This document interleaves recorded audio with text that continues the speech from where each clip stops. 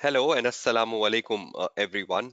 This is Kashif Kamran, and I welcome you all to the day three of the Advanced Audit and Assurance Practice to Pass webinar for June 2021 exams being organized by ACCA Pakistan. Just before starting on with the proceeding of day three, can all of you confirm me that you can hear me loud and clear?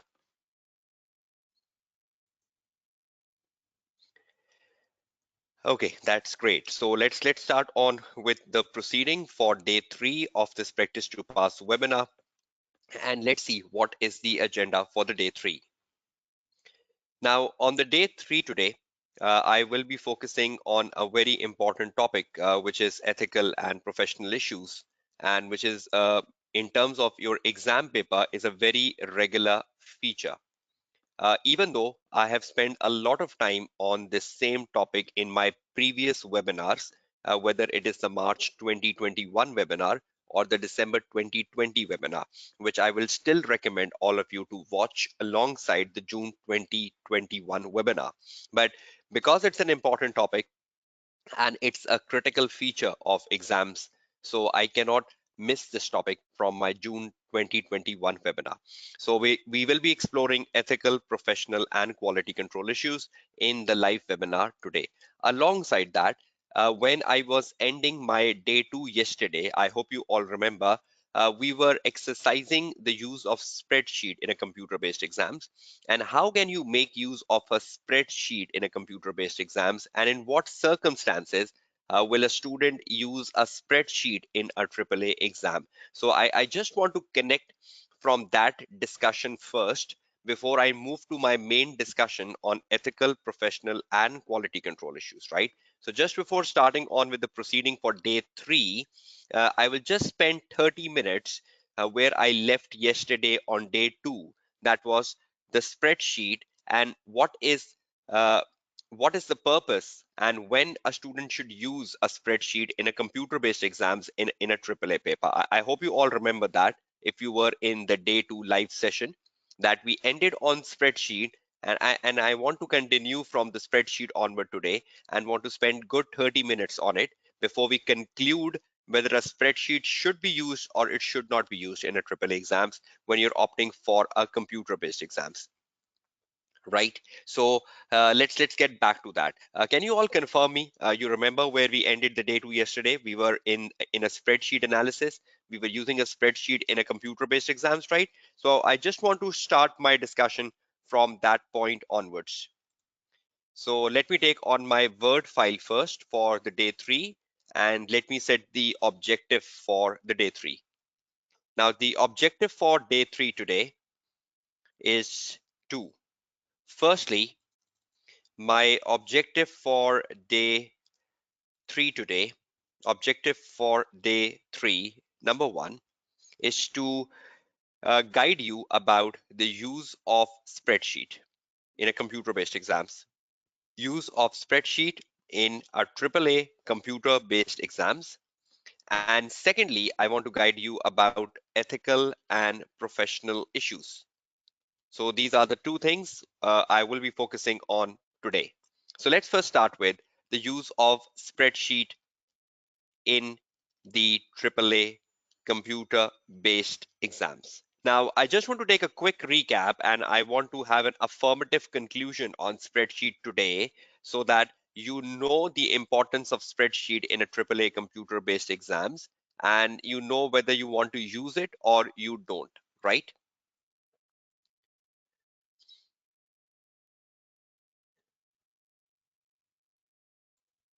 Okay, it's the day three, sorry.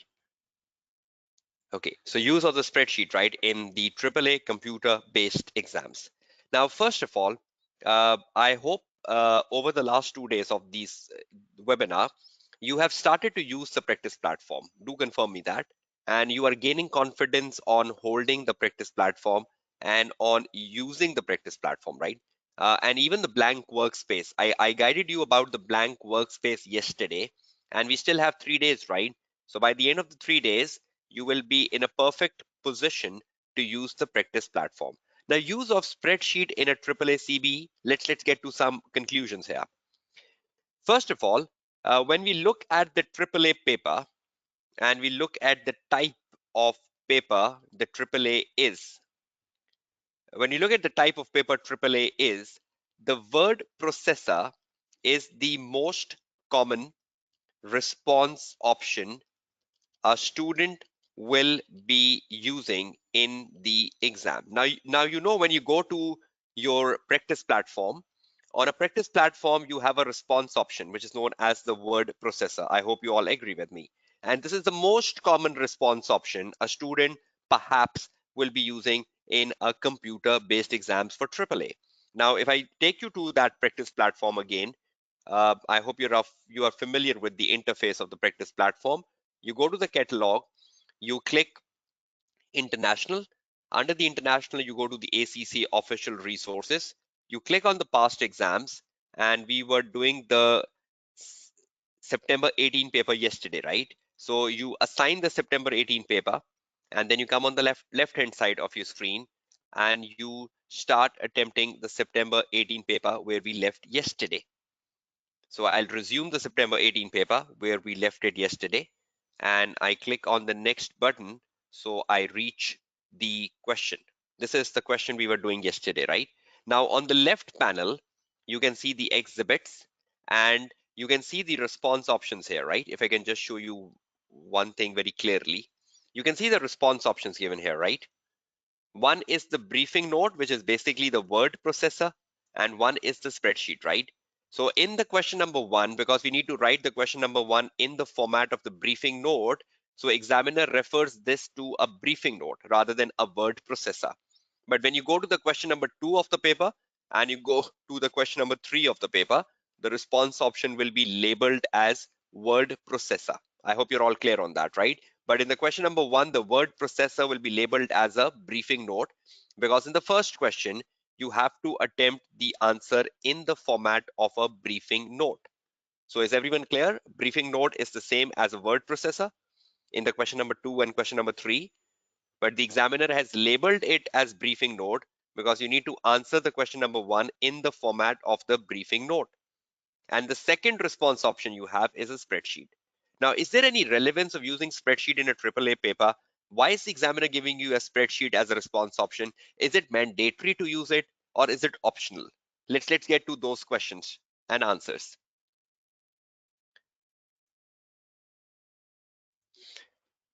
Okay, so in the AAA, the word processor is the most common response option, right? A student will be using in the exam paper. But the second thing is use of spreadsheet mandatory? Is use of spreadsheet mandatory as a response option? Is that an important question? Is that a question which pops in the minds of the students as well? Is that an important question of which you will be looking for an answer from the tutor? Right, now let's find the answer. Is use of spreadsheet mandatory as a response option in the AAA paper? The answer is no. Now, why? See, there are two things. First of all, you need to understand that in a AAA paper, what sort of calculations are you doing? What sort of calculations are you doing? You are not doing an SBR paper, right? You're not doing a financial management paper. You're not doing a financial reporting paper, right? You're doing a AAA paper. So what sort of calculations in the whole 100 marks paper are you doing? For example, you're doing calculations of materiality, or you are doing calculations of ratios, or you are doing calculations of the trends over the last year, trends over the last year. This is the maximum calculation you are doing in a AAA paper. Do you agree with me? Anything else you are doing in the AAA paper beside this in terms of calculation? You find materialities and you find ratios and you find trends, right? That's the maximum, right? You do in a AAA paper. So when this is the definition of the maximum calculation you are doing in the AAA paper, tell me, can all of this calculation be performed on a calculator? On a calculator. Can all this be performed on a calculator? Like you do in a pen and paper exam. Like you do in a pen and paper exam. So do you have an on-screen calculator? given in the exam on-screen calculator? Can you use it? And can you use your own calculator? Use your own calculator. Is that possible? Yes. So a certain student might say, I'm very comfortable with using the on-screen calculator and I'll not take my calculator to the exam hall. And one student say, no, I'm more comfortable taking my own calculator, and ACCA says so, it's permissible. So I think the nature of calculation in the AAA paper can be done on a calculator, right? You don't need a spreadsheet for that. Am I right? Do you agree? Right? So I think first of all, you need to understand the nature of calculation we are doing in the AAA paper. And then you need to understand that the nature of calculation in the AAA paper can be performed on a calculator. So then the spreadsheet is an optional parameter. But can spreadsheet improve your speed? Can you take less time to prepare your answer if you use a spreadsheet? I want to demonstrate that. And I want to spend 30 minutes where I would show you that is calculator use more beneficial or is a spreadsheet use more beneficial, which save time. Now, for a certain student, you might say calculator, and a certain student might say spreadsheet. If some of you are using Excel in your day-to-day life, you will say Excel save time. But if some of you are not using Excel in your day-to-day life, you will say calculator. Am I right? How many of you use Excel in your routine lives, in your office environments, back at home? You are very familiar with Microsoft Excel and you use it, right? So if any one of you has a capacity or have a tendency of using Excel on a daily basis, you will say Excel or a spreadsheet is a better way to answer than a calculator. But if someone of you have never touched upon Excel or is very weak on Excel, you will say calculator. So will there be one answer? No, there will be two answers. Some of you will use calculator, some of you will use Excel. So I need to demonstrate both, and you find your own answers, right? Let's get to the conclusion here. Now, the last thing in a AAA exam, just like September 18, question number one, where the question where the question was on audit risk,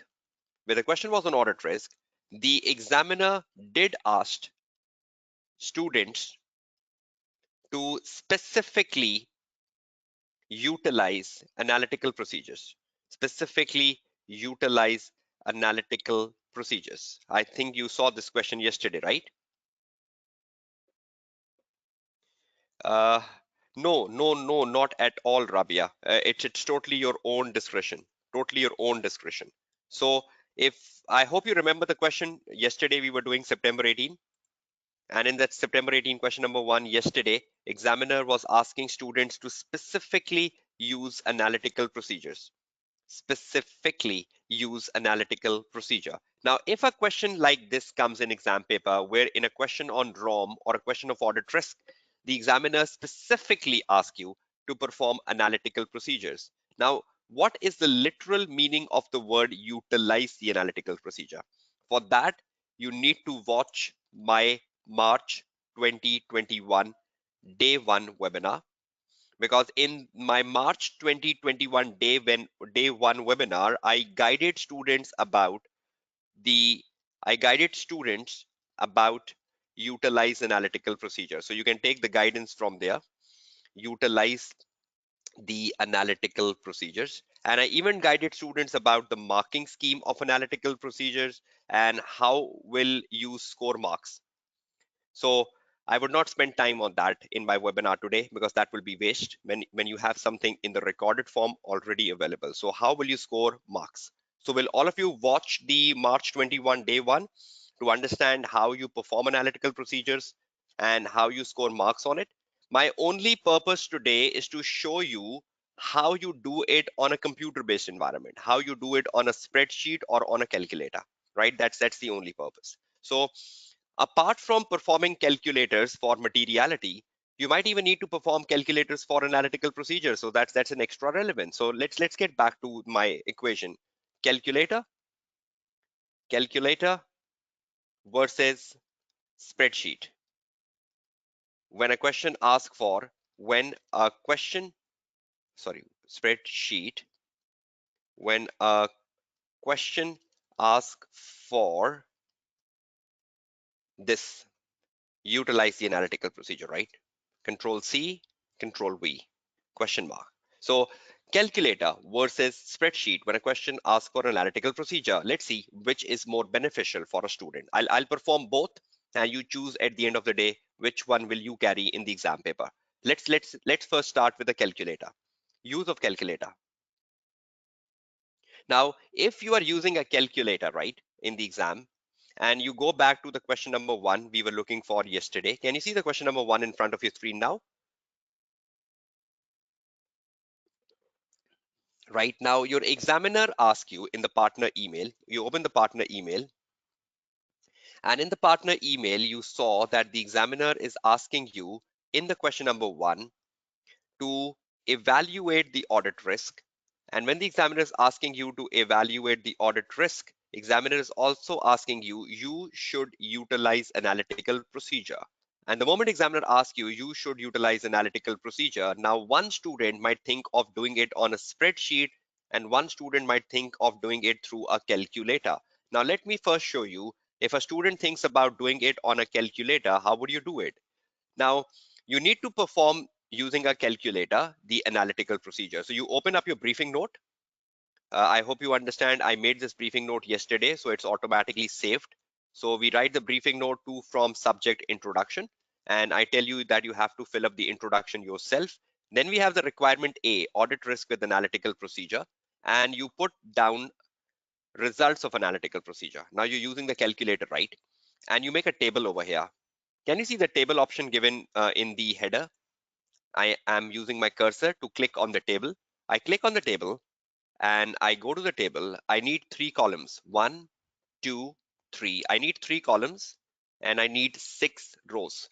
One, two, three, four, five, six. So I need a 3 multiplied by 6 table, three columns and six rows. And I click on it and a table comes here. Can you all see the table? Insert it.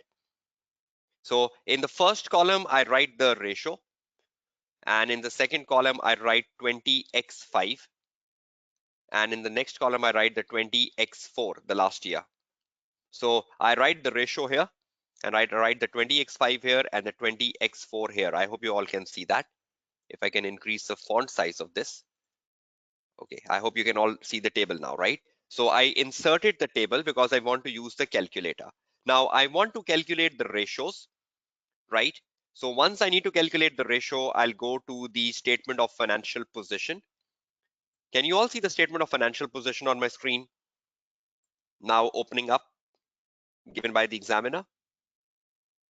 Right now, I cannot type anything in the exhibit, which is giving the statement of financial position. If I click on a cell, it will say, if I click on a cell and type writing, it will say locked cells cannot be modified. So I cannot write anything in the exhibit 3, but I have the values given.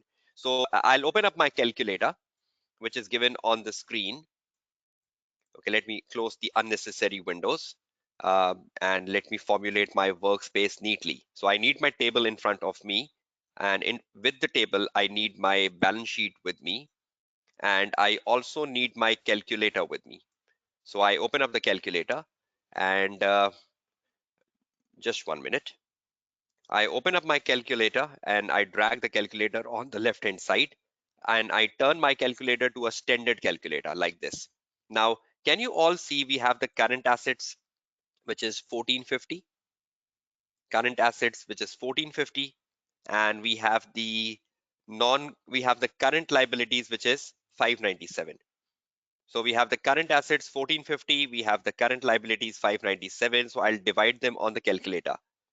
1450 in the current year, current assets divided by the current liabilities 597, and I get the answer is equal to 2.43. 2.43. Now that's the current ratio. So I go back to my table and in the current year, I write 2.43. That's the answer for the current ratio in the current year. Current ratio. See, I'm using the calculator. Then I need to find the answer for the last year. So I go back to the balance sheet. I see the last year current assets were 1420. and last year the current liabilities was 547. So I divide 1420 divided by 547 is equal to 2.59. So last year the current ratio was 2.59. So I type over here 2.59. So I found my current ratio for both years using a calculator, and I wrote the answer in the table. The current ratio is 2.43 and last year it was 2.49. In the same way, I go back to my balance sheet, I find another ratio, debt to equity ratio. Debt to equity ratio, and you find the answer yourself. And in the same way, I go to the P&L, I find the other ratios from the P&L, and I keep using the calculator. So when you are using the calculator, you have to pop in and pop out of the SOFP. See, I have to go to the SOFP, I need to see the value, I need to punch the value in the calculator, I need to find the answer on the calculator, and I need to type it. Whether you're using a physical calculator or you're using an on-screen calculator, right? Now, once the balance sheet is done, you cross the balance sheet, you move the calculator this way, and you open up the P&L. Now, in the P&L, you have the values given. Now in the P&L, we have the operating profit, and we have the operating profit for the current year, which is 350. And we have the revenue. The revenue for the current year is 5770. So we can find the operating profit margin. So how much is the operating profit margin? We divide 350 with the 5770 sales is equal to, and we multiply this by percentage. Sorry, just give me 1 minute. We have 350 as the operating profit, and we have the sales of 5770. So that means we have a profit margin of nearly 6%, right? So when you're using a calculator, I believe you have to do an extra effort of keeping the calculator on the screen if you're using an on-screen calculator, or if you're using a physical calculator, then you have to keep it on your table. But you have to open up the P&L, you have to see the values from P&L, you have to see the values from the balance sheet, and you need to find the answer on the calculator and type it over here. So you will find the answer for operating profit margin, and you will find the answer for like in tax effective tax rate, effective tax rate, and you find the answer for like interest cover, for example, the last ratio from the P&L, whichever 5 ratios you want to calculate, interest cover, and you find the answers of these 5 ratios and you fill up a table. Now, once you find the answer of these 5 ratios and you fill up the table, under the table, you will start to do the commentary of the ratios, that what is the risk in the ratio. So for each ratio, you will tell examiner, for each ratio, you will tell examiner what is the underlying risk. What is the underlying risk of material misstatement to score 1 mark? Now you need to see my March 21 webinar, day 1, for the commentary. You need to see my March 21 webinar, day 1, to see how you do commentary for each ratio to score 1 mark. So every ratio with a commentary and every ratio with an underlying risk of material misstatement will give you 1 mark. So you find the current ratio and you convert the current ratio to an underlying risk of material misstatement, you get 1 mark. And in this way, you get your 5 marks. Now, this is how you were using the calculator, and you were jumping into the P&L and to the calculator. You were jumping into the balance sheet and the calculator. So this is the use of calculator, right? So can you fit the table in the word processor, right?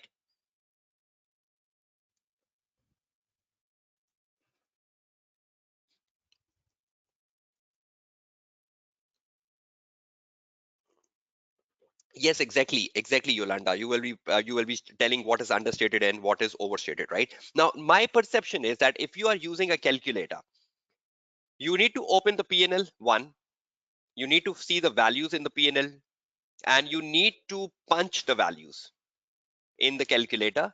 You need to find the answer on the calculator, and you need to punch the answer in the table, right?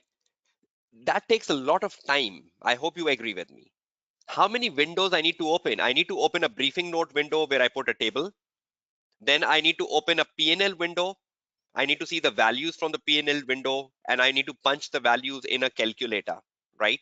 And once I find the answer on a calculator, I need to write the answer in my table. So is that a number of steps when you're using a calculator and you're using a word processor? So do you understand that the usage of calculator and finding the answers and putting them on a table will take a lot more time than working on an Excel? But even if you want to use it, you can. So can you just do the ratio analysis on a briefing note? The answer is yes. But my perception is that if you do the ratio analysis on a briefing note, that will take a lot of time, right? Is that clear to everyone? So my perception is that when you use the calculator, you have to, that takes a lot of time when performing analytical procedures. This is my perception. You might agree with me or not, but I need to tell you the true story. So that takes a lot of time when performing analytical procedure. No, there is no autocorrect option for spellings, Sayyid Ataur Rahman. And spellings are not checked right in ACC exams, so you're not worried about the spelling mistakes. But don't do much of the spelling mistakes, right? Few of the spelling mistakes is not an issue. So use of calculator, that takes a lot of time when you're performing analytical procedures, right? Because you have to open the calculator, then you have to make a table, in word processor. You need to uh, open the exhibit. You need to open the exhibit. You need to open the exhibit for P&L and for the SOFP. You need to punch values in the calculator. You need to punch values in calculator, and you need to find answers on the calculator. And once you find the answers on the calculator, you need to put them in table on briefing note. So I think this is a lot of steps. But if you are comfortable with it, you want to use calculator, you still want to use the calculator the way I use it, you can. But I believe use of calculator on the screen for ratio analysis takes a lot of time over the use of spreadsheet. No, you just need to show the answer of the ratio, right? Not the formula of the ratio, Mohit. So is everyone clear how we use the calculator? Have I demonstrated it rightly in front of the screen that how we use the calculator? And how I jumped between the P&L and the balance sheet and the briefing note, and how I made the table in the briefing note and punched the answers in the briefing note? Are you all comfortable with that step by step analysis, everyone?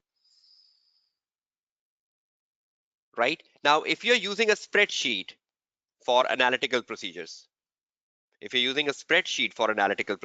that's much better. See this. I go back to my question and I erase everything from here, what I just did, right? I just erase this table from here. I delete the table. And once I delete the table, I have my briefing note ready. Briefing note 2 from subject introduction. A, audit risk with analytical procedure, result of analytical procedures, right? And I go back to my P&L. Can you see my P&L here, which is given by the examiner, exhibit number 4? I copy this P&L, copy, and I go to my spreadsheet, which I was using yesterday. And in my spreadsheet, I paste the P&L. Yesterday, I pasted the balance sheet, right? So I paste the P&L. See, my P&L has been pasted in the uh, spreadsheet. Now, once my P&L has been pasted in the spreadsheet, what will I do? It's so easier. Now, I will simply have the values. Over here, I will put working notes. And instead of the working, in the other columns of the working notes, I will put 20x5 and 20x4. I copy this, Control C, and I put it over here, Control V. Now I will show examiner the proper working, right? So Just let me give me 1 minute. I can reduce the size of the column so it can fit on one page. Okay, now you can see it, right? So uh, I have the tax expense, right? You can see the tax expense here, which is 64 and 60. All of you can see that tax expense. So, and I have the profit before tax, given to me, right? The profit before tax is 322 and 240. So I can find the effective tax rate for both years. And I can write over here working. I did two workings yesterday. I hope you remember that. Working one, working two in the balance sheet. You remember that in the day two. I did told you about how you copy paste the balance sheet in P&L yesterday in my day two webinar. So I'm not repeating that. Please watch it. So I did working two, one and two yesterdays, right? So this is the working three. I simply pressed the control C in the exhibit and I came to my spreadsheet and I pressed control V and it automatically pasted. Control C, control V. Okay, so I'll do working three. I'll write working three here. The working three is for the tax rate, effective tax rate, and I close the bracket, and over here I'll write my answer. I can increase the font size to 12 and I write my answer for the effective tax rate is equal to 64 divided by 322 multiplied by 100. So I find the effective tax rate here. Just 1 minute. Is equal to 64 divided by 322. I think one value is negative, right? So that's the reason it's giving. This is equal to minus 64 divided by 322. Yes, so I just need to say is equal to 64 divided by 322 multiplied by 100 and I find the value 19.875%. So that's the value, right? Then in the next column I say is equal to 60 divided by 240 into 100 and I find the value 25. So the effective tax rate has gone down from the last year. Can you all see that? The effective tax rate has gone down over the last year. I can just highlight this for the examiner. Now, can the examiner see my working? Can the examiner see my working three for tax rate? How I found 19.87 and 25. Can he click on my cell and find the formula I used? Can he also see the formula I used? Yes, he can. I can just change this to a two decimal spaces, right? Like this. Now, when I do my ratio analysis on the spreadsheet with the working three and working two and working one, and I go back to my spreadsheet right over here, I don't need to put the table. I will say result of the analytical procedure. Yesterday, I show you how I put the result of current ratio. I hope you remember that.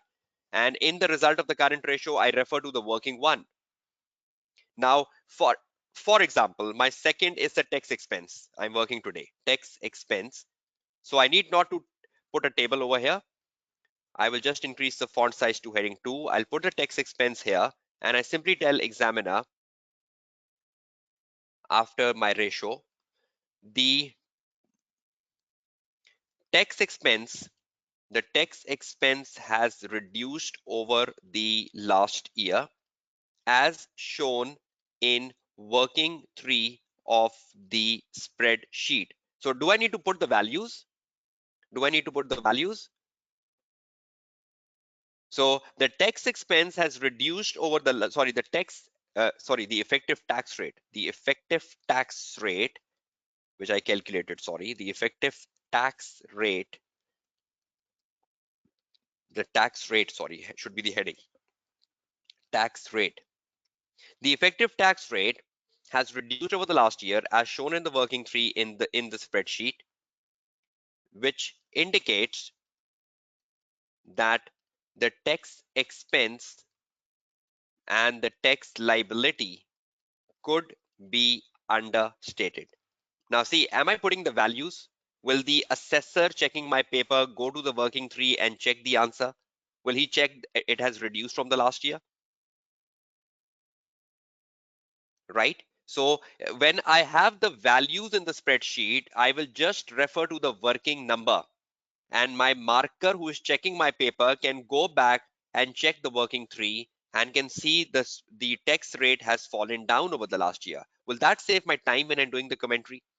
So on my spreadsheet, I can do my workings, and once I complete my workings, I can come to the briefing note and I can just write the answers and identify what is understated and what is overstated. Right? Is that clear to everyone?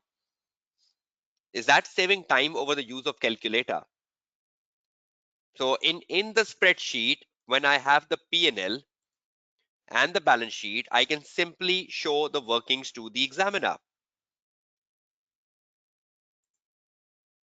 Right? You can work here on the working number 4 like this, working 4, and in the working 4 you can find the operating profit margin, right? You can find the operating profit margin in the working number 4, the same way I found it like the effective tax rate, and you can show examiner this is the operating profit margin. Sorry, the operating profit margin is in the next line, so control X and control V. So you can show examiner this is the operating profit margin. You can calculate the operating profit margin and refer it as working number 4. You can change the color. See, Mohit Sheikh, you need to do an analysis yourself. I have guided you about how you use a calculator and find the answer and punch them on a table. And I've also shown you how you copy paste the values on a spreadsheet, the balance sheet and the P&L. Because when you have pasted the balance sheet and P&L on the spreadsheet, you are not changing the windows, right? You have everything on one window. See, you have everything on one window. You have the balance sheet yesterday, you have the P&L today.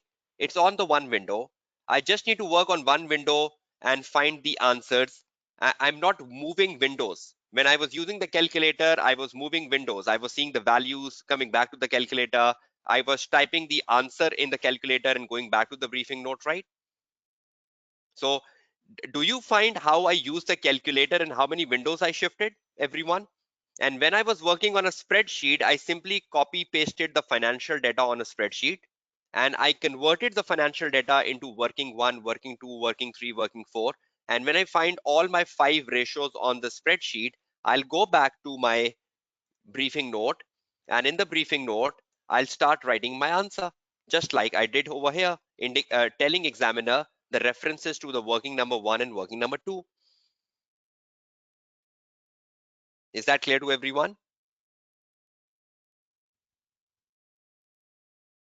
No, you need to copy paste the entire financial data, Mohit, and then you can use the selected one for your analysis. You have to copy the entire, and you can use the selected one, right? Because obviously you're not using the full balance sheet and full P&L. You're just finding a selected 5 ratios from the data, whichever 5 you want to find. So you have the balance sheet given, copy that. You have the P&L given, copy that. Now in the P&L and in the balance sheet, you need to find 5 ratios of your choice, whichever 5 ratios you want to work on, and you show the working to the examiner. And when you come back to the briefing note, in the briefing note, you do the commentary on those ratios by giving references to the working numbers. I did give references to the working number yesterday on the day 2, and I did give reference to the working number today on the day 3. I hope that's clear to all of you. So you need to find, Mohit and all the other students, which option is better for you. Will you use a calculator and make a table on a briefing note, as I did first? Or will you copy paste the data in a spreadsheet? You will do the working in the spreadsheet and you will then come back to the briefing note and start doing the commentary. Is that clear? Yes, spreadsheet will only be used, Mohit, when the question asks for analytical procedures, right? And that is something I've been guiding you for the last 30 minutes. That when a question asks for analytical procedure, is it better to use a calculator or a spreadsheet? I hope you're all clear on that, right? There is no method recommended by the examiner. The examiner is open to both methods. You can use the method 1, Bahaval, you can use the method 2, right? You need to find which method suits you. So is everyone clear that you have two methods? Either you use a calculator finding the results of analytical procedure, or you use a spreadsheet finding the results of analytical procedure. But when you are using a spreadsheet, things are easier because you just need to copy paste. You will copy paste the financial data. You will copy paste the financial data in the spreadsheet, Number one. Number two, you will work on ratios in spreadsheet. You will work on ratios in spreadsheet, giving working giving working note numbers, which I have demonstrated. And once you work on your ratios, giving working note numbers, you will move back to briefing note. You will move back to the briefing note. You will move back to the briefing note and commentary start commentary on ratios by giving references to the working note number, by giving references to working note numbers. So these are just 3 steps. When I was using calculator, they were like 3 and 3, 6 and 1, 7. 6 steps, and half the steps when you're using the spreadsheet. Yes, Tayyab Nadeem, you're allowed to use your own calculator in a computer-based exams, but if you are giving a remote invigilated exams, you are not allowed to use a rough paper. But in a computer-based exam at a center, you are allowed to use a rough paper, which is given to you by the invigilator in the exam hall. So the only difference between a remote invigilated exam and a center-based computer-based exam is that you can use a rough paper in a center-based exam, but you cannot use a rough paper in a remote invigilated exam. Is that clear? So have you find how I use a spreadsheet for analytical procedure and how I use calculator for analytical procedure? And will you have your own conclusions? Some of you will use a calculator still, and some of you will use the spreadsheet. So every student will have to take his or her own decision. Is that right? So when you are doing the calculation for materialities in exam paper, what will you use? When you are doing the calculation of materiality, what will you do? Will you use a calculator? Definitely. For materialities, you have to use the calculators, right? But for the analytical procedure, some of you might use the calculator and some of you might use the spreadsheet. So any one of you who is good at Excel, please use spreadsheet. But if you are bad at Excel, you still have time. You have paper on the 7th of June. You have so much time. Practice makes you perfect. So will you watch the recording of the day 3? Will you see how I performed calculations using a calculator and how I performed calculations using a spreadsheet? And then will you find your own conclusions? Which one will you use on the 7th of June when you have your actual triple exams? Is that clear to everyone? Right? Just one last thing before I move to the main agenda today. You go back to the computer-based exams. I even guided you yesterday that when you write an answer on a briefing note like this, and you simply put across, your answer is automatically saved, right? So when you write an answer and you put across, your answer is saved. It will not go anywhere. On a spreadsheet, whatever you have written on the spreadsheet, you cross it, the answer is saved. So whatever you write on a response option is automatically saved. It will not disappear. So once you complete your question number 1 and you have wrote your answer in the response options, your question has ended. You will click the next button and you will come to the question number 2, section B. You start the section B, and again in the section B, you write your answer in the response option given. You complete the section question number 2 and you press the next button and you go to the question number 3. And in the question number 3, again you type your answer in the word processor and you complete your answer. And once you have completed the question number 3 and you press the next button, automatically a screen will come in front of you which will ask you end exams, right? So currently I have attempted the question number 1. Can you see it's given over here in the summary window? The question number 1 attempted, and the question number 2 and 3 not attempted. But in a real exam, because you will attempt all the 3 questions, so it will say question number 1 attempted, question number 2 attempted, question number 3 attempted. Can you all see that? And can you see over here end exams just at the lower left side of the window? Can you see end exams here? End exams. So you click on the button end exams and your exam ends and you can exit from the exam hall. I hope that's clear to all of you if you don't know about it. So once you complete all the 3 questions, you come to a summary screen, and the summary screen tells you you have attempted all the 3 questions, and then you can move back to the end exam. You click the button end exams. Are You have chosen to end exams. If you continue, you will not be able to return to the exams. Are you sure you want to end exams? Yes. And your exam gets over. Are you sure you want to end exam? See, the computer is asking you 2 times. Are you sure you want to end exams? Yes. And your exam gets over. See, your exam is now complete. That's how you complete your exams in a realistic environment. Is that clear to everyone now? So you do the question number 1, your answer is automatically saved. You go to the question number 2, your answer is automatically saved. You go to the question number 3, your answer is automatically saved. You click the next button, and you will come to a summary screen, and the summary screen will tell you that you have done all the 3 questions. You will say end exams. The computer in courtesy will ask you, are you sure you want to end exams? You say yes. Again, the computer will ask you, are you sure you want to end exams? You will say yes, and the exam gets over. And your answers have been saved and has gone to ACCA. Is that process clear to everyone? Are you gaining more confidence now on more features of the computer-based exams, everyone? Yes, the double check is a great feature, right? Because most of the times the students are sleeping in the exam hall and they can mistakenly say end exams. So the double check is really a good feature. So even if a student is sleeping in the exam hall, can get awake with a double check.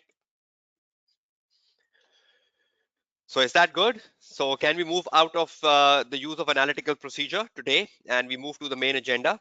So I hope you got some benefit of use of spreadsheet in a AAA exams. So it's not mandatory that you use a spreadsheet in AAA exams, but if you want to use it for analytical procedures, you can. But if you find spreadsheets difficult, you can make a table in a briefing note and you can use the calculator. But for the materiality calculations, you have to use the calculator, whether you use the on-screen calculator or you use your own calculator. Give me an answer, all of you. With which calculator are you more used to? Are you finding the on-screen calculator better or your own calculator?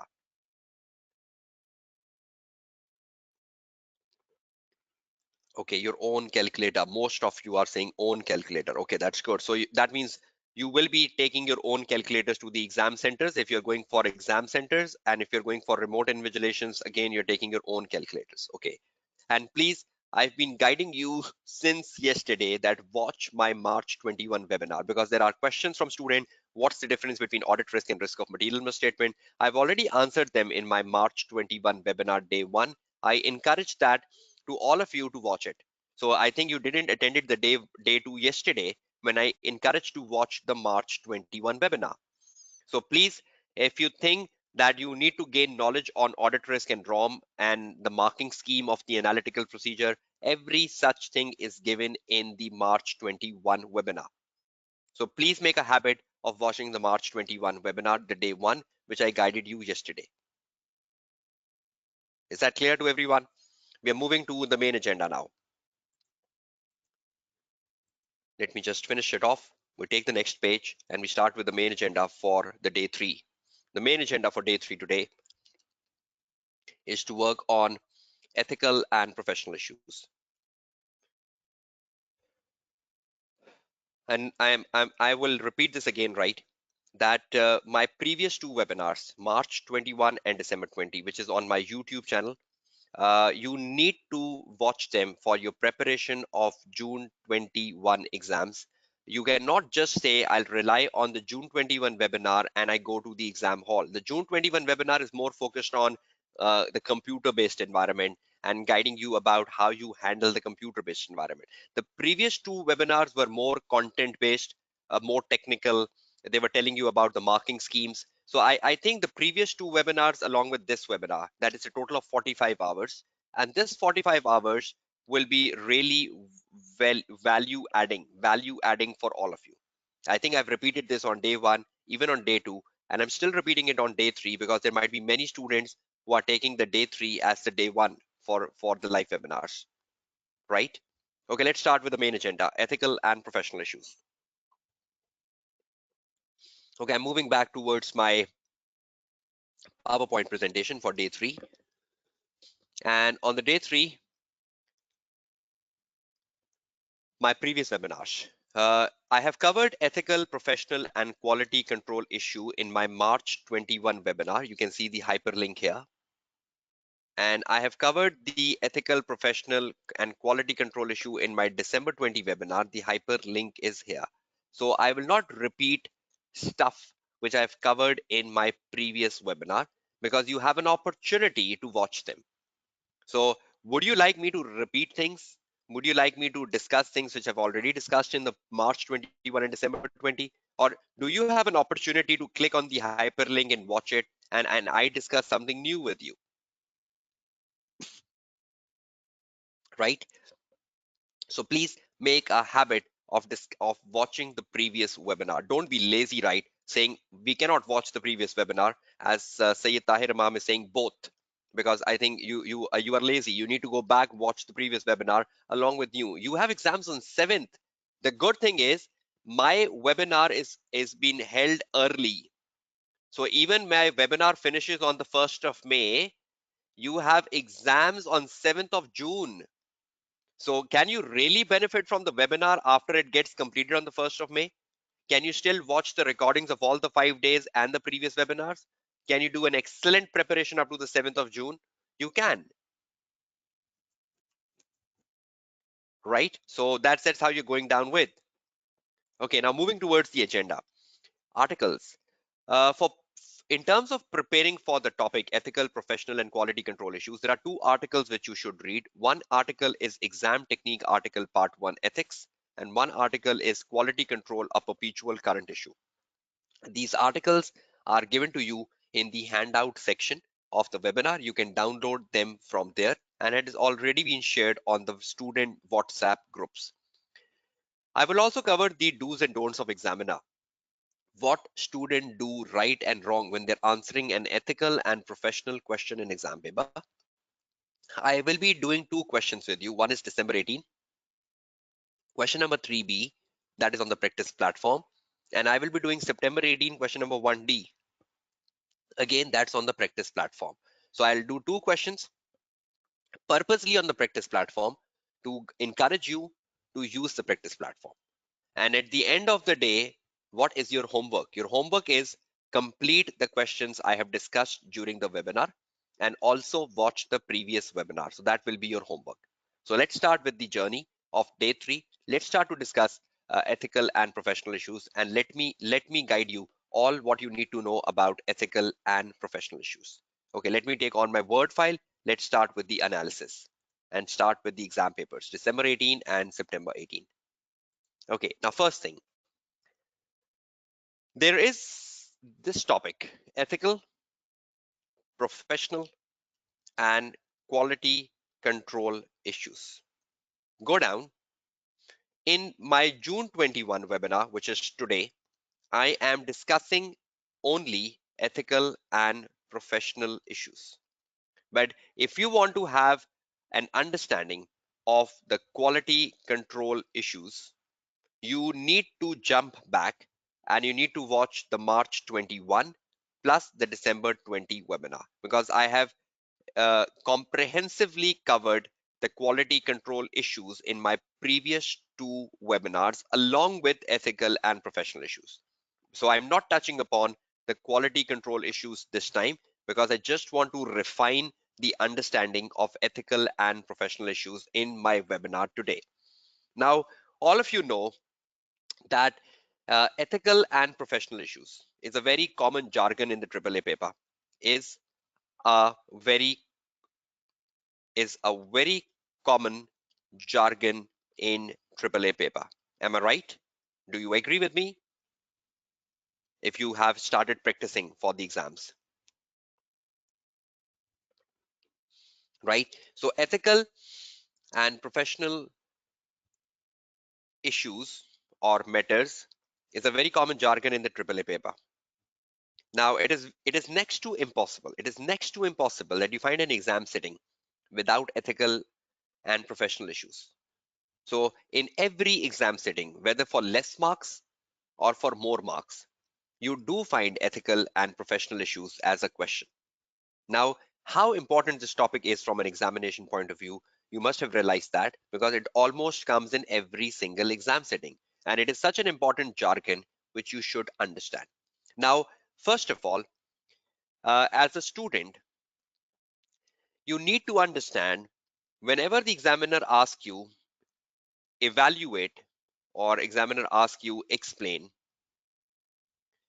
ethical and professional issues or ethical and professional matters and recommend actions. This is a very common question, right? Which comes in exam paper. Evaluate or explain ethical and professional issues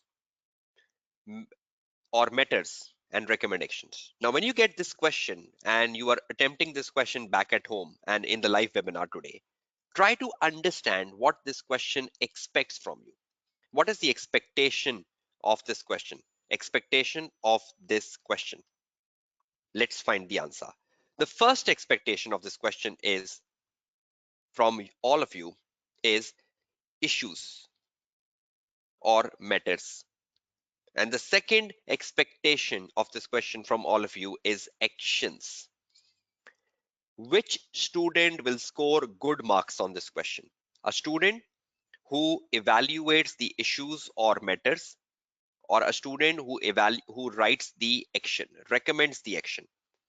So a student who recommends the action and a student who evaluates or explain the meta. Now try to understand one thing very carefully.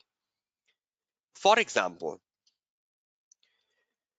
when a question asks you explain or the question asks you evaluate the issue, whether it is an ethical issue or a professional issue, or the question asks you to evaluate or explain ethical matter or a professional matter, whatever that is. A lot of time, the student don't explain or evaluate the matter carefully. I was discussing this yesterday. I hope you will all agree with me that whenever you need to explain something and whenever you need to evaluate something in a AAA paper, whatever you are evaluating in a AAA paper, whatever you are explaining in a AAA paper, you need to develop your point reasonably. Am I right? Did I guided you yesterday when I was discussing business risk with you? You need to develop your point reasonably. And when you're developing your point reasonably, that's like 3 to 4 sentences. 3 to 4 sentences is a good enough sentences to develop your point reasonably for 1 mark, because every ethical issue or every professional issue is worth 1 mark. So every ethical and professional issue is worth 1 mark. So a 3 to 4 line sentences will be good to develop your point reasonably and to justify that you are explaining. Secondly, it should be sync to case. When you're writing your point, it should not be out of case. It should be synced to case. Your answer, when you're writing your answer should be synced to case. Your answer should be extracted out of the case. That is a wonderful answer. So when you sync your answer to the case study, when you extract your answer out of the case study and you develop your point reasonably, you will get 1 mark. Now, for example, you you get to a situation in an exam paper where the question says you are a manager. You are a manager you are a manager for the audit client XYZ company. So you are a manager for an audit client XYZ company, right? And you are currently performing audit of the financial statements. You are currently performing the audit of the financial statements. You are currently performing the audit of the financial statements. The management of XYZ company has asked you to prepare the financial statements for this year audit as the finance manager has left in emergency. full stop. For example, this is just a situation, right? Just to guide you. This is just a layman situation, right? Don't ask me questions on this situation because I just created a fabricated situation, right? You are a manager, right? In a client XYZ, and you're currently performing the audit of the financial statements. The management of XYZ company has asked you to prepare the financial statements along with the audit of the financial statement because the finance manager is left in an emergency, whatever that is. Now you write an answer, and you need to if you need to explain the ethical issues. For example, explain the ethical issue. Explain the ethical issue and recommend action. For example, question mark. Now, just want to guide you how you develop a point before I take you to an actual exam paper. Now, for example, you're writing an answer and you start to write an answer and you say, okay, there is a self-review threat. You put a heading. That's the best way to present an answer in an exam paper, right? You put a heading, self-review threat, like this. And under the self-review threat, you start explaining your answer. You will say, preparing the financial statements, preparing the financial statements alongside performing the audit alongside performing the audit of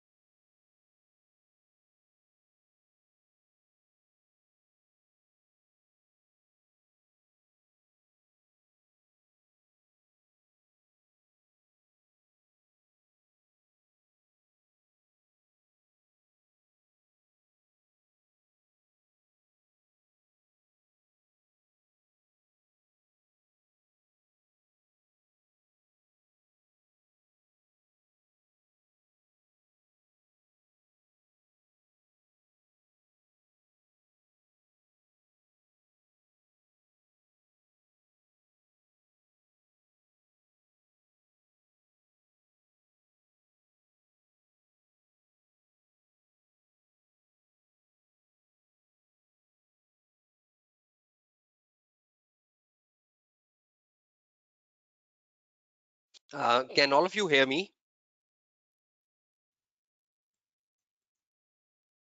Okay, that's great. So there was just a 2 minutes break due to a disconnectivity issue, and we are back live, right? So I hope you're all there. And we were in the middle of a discussion. I give you a short scenario. I hope you recall that scenario. And we were discussing the self-review thread, right?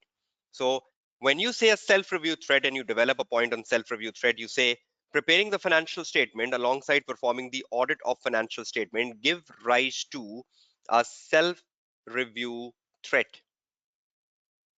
Give rise to a self-review threat, full stop. And after this, a student immediately writes, there should be two different teams for audit of financial statement and for preparing financial statements. Full stop. And you come out of the exam hall. Look at the answer of the student. Look at this first answer of a student here. The first one. This is not at all an impressive answer. Look at the second answer and tell me which is better.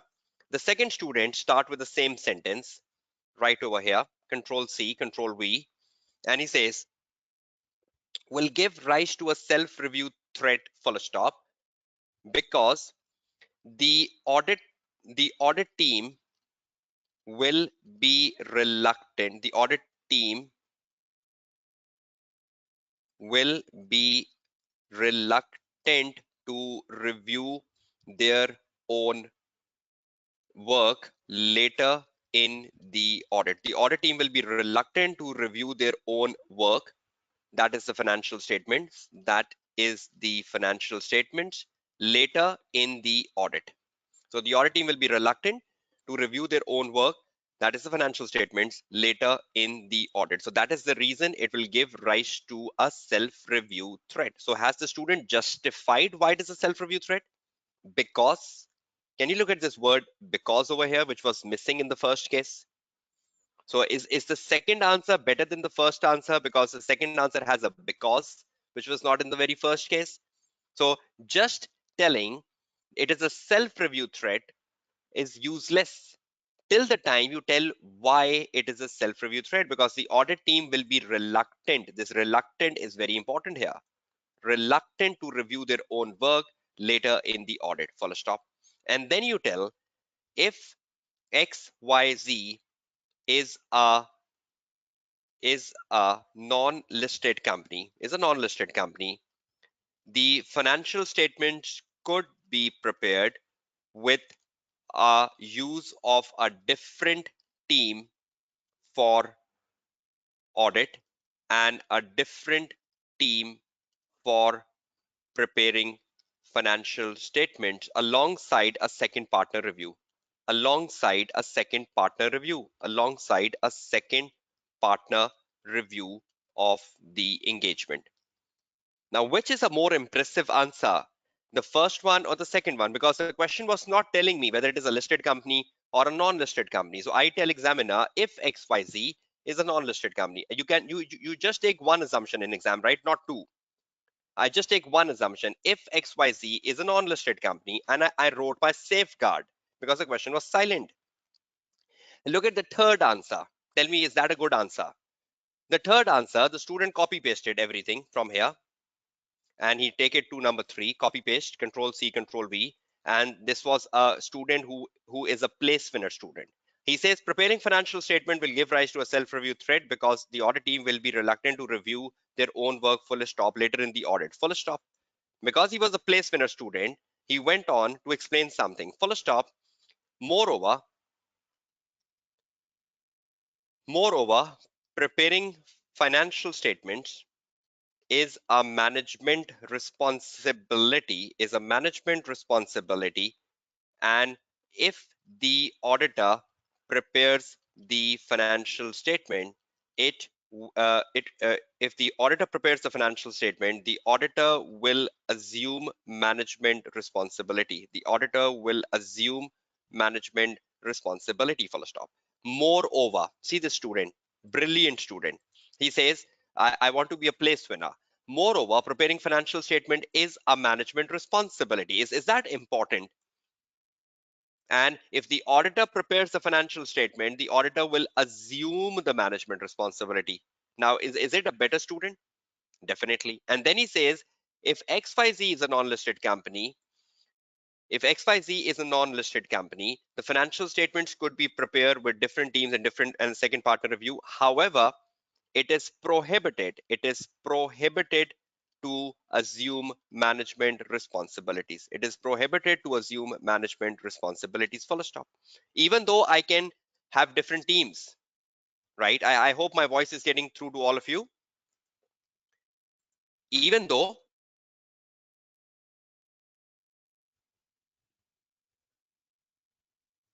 even though I can have different teams, but I'm telling examiner, however, it is prohibited to assume management responsibilities.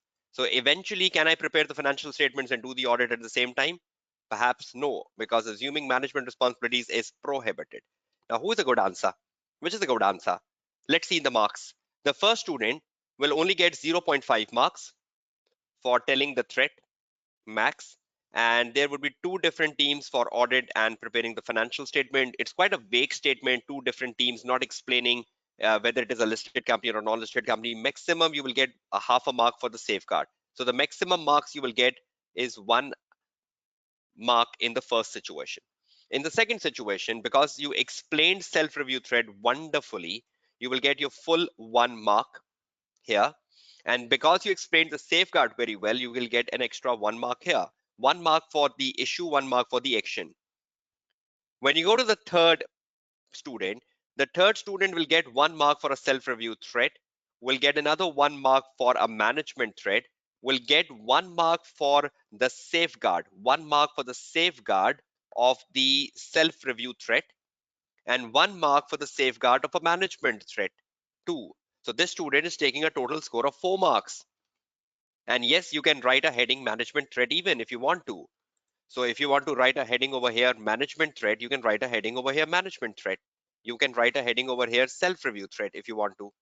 Self-review threat. So you can break that answer into 2 parts if you want to do that way. But tell me which student is giving a more impressive answer. So do you understand what is the literal meaning of the word develop your point reasonably and sync to case? So was the management threat sync to case or not? No, there is no maximum marks there is no maximum marks for a case, right? You need to identify as many issues as possible from within the situation. So I think the maximum situations was self-review, management threat, and 2 safeguards. I think that is the maximum we can do for this situation, right? So is everyone clear with this demonstration? Has this opened your mindset, everyone? So will everyone remember the marking scheme now? You have 1 mark per issue, well explained, and you have 1 mark per action, recommended.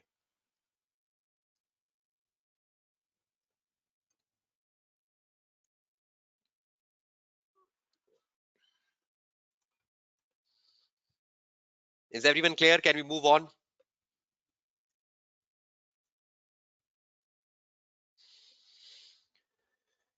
Okay, so you find my perspective implementing in exam paper, how to develop a point. Okay, that's great.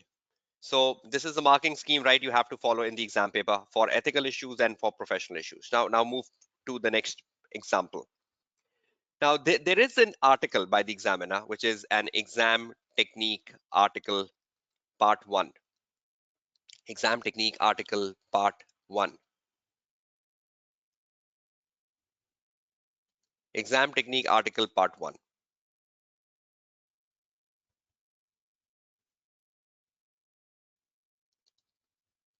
Right?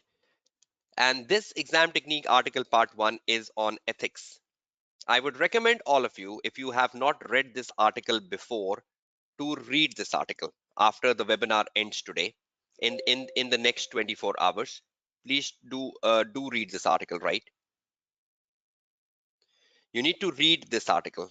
The reason why you read this article is that this article will tell you about the do's and don'ts of the examiner, and the examiner will give you examples of how you write a good answer on ethics. So if you want to see the examples of how to write a good answer on ethics, please read this article so you can really refine your answers. So this is a wonderful reading. I prefer you all do it if you have not done it before. You might be giving AAA for the first time and you've not yet read this article, right? This article has already been shared with all of you. Okay, just one last thing before we take on the exam paper.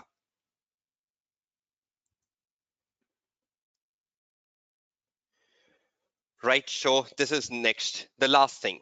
Now, when you know the exam technique article, you know how to write an answer on ethics, you have read the article and you have attended the webinar and you know the way of writing the answer in an organized manner and how to score 1 mark for an issue and 1 mark for an action, you need to do ample practice for this topic. The ample practice for this topic I would recommend is that do all recent papers. Do all recent papers.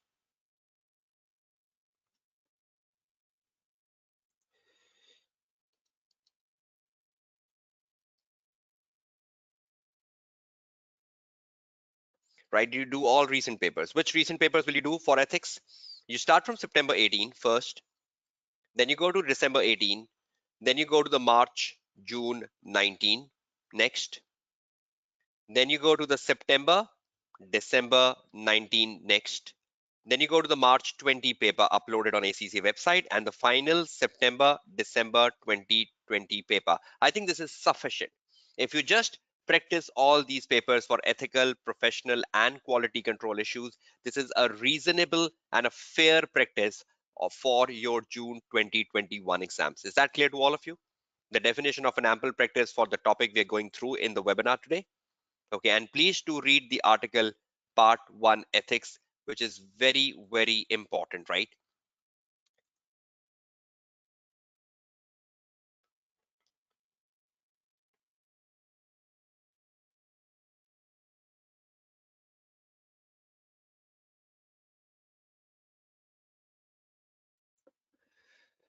Okay, moving on. Let's start with the practice. And let's start practice with September 18, question number 1, actually, because that will give you a real exam rigor of what I'm trying to explain you, and a real exam rigor of what is basically the meaning of the word professional issues. Just before I step into the question, I believe students in journally are very good when they look at the term ethical issues. The student comfort level is very good with ethical issues. Am I right? Students comfort level with ethical issues is far better because you do that in the AA paper even. But and you're very good on it. You identify them. The only thing you're bad at it is explaining.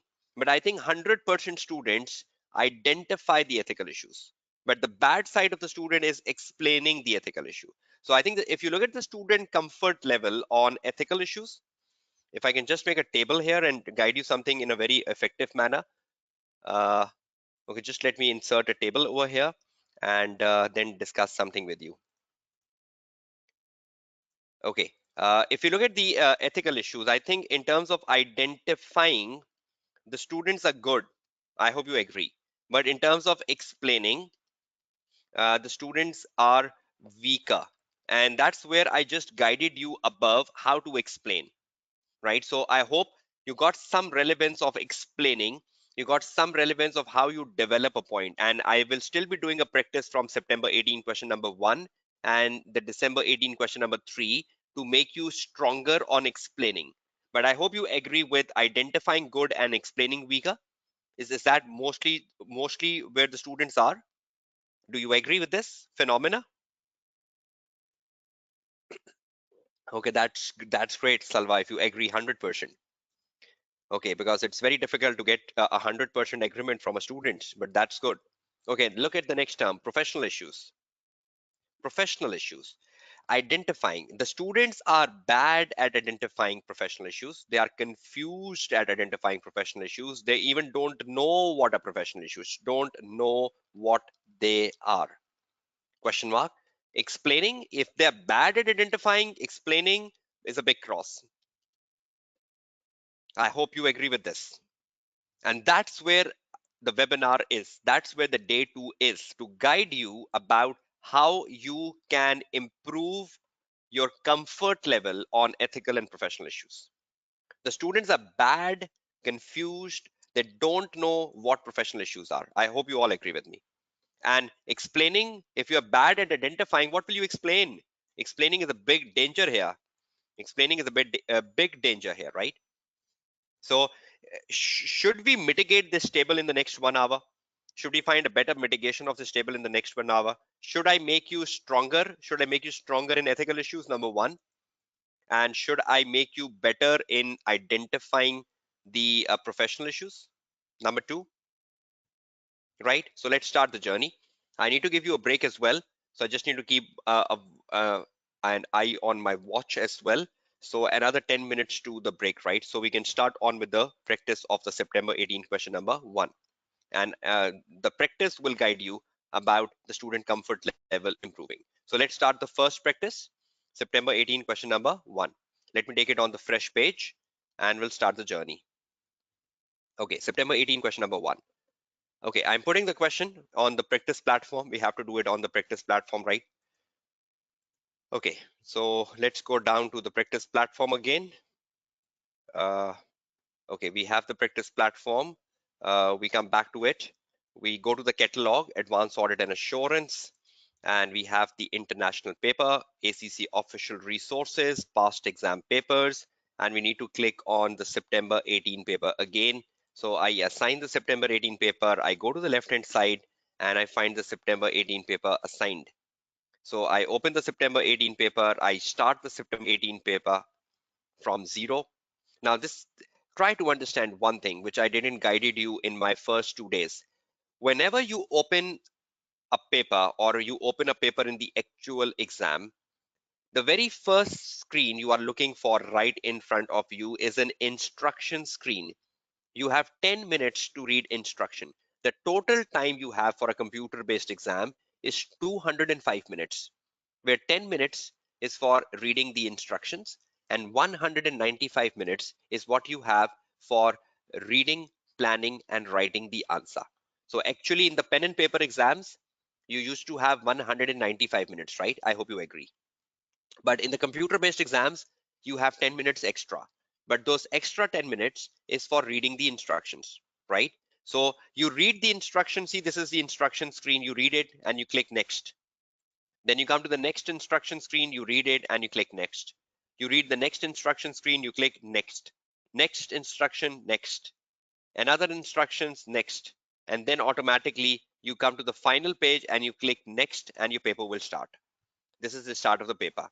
You click next and it says, if you are ready to begin your exams, please click yes. So the moment you click yes, your 195 minutes start and you click yes. So you start with section A. And in the section A, you go down and you come to the question number one, which I want to solve with you. Now, I have already guided you what you read first and what you read second on my day one. I hope you all remember. So I'm not guiding you on that. I'm directly taking on the partner email. When you open the partner email, you come to know what is the requirement.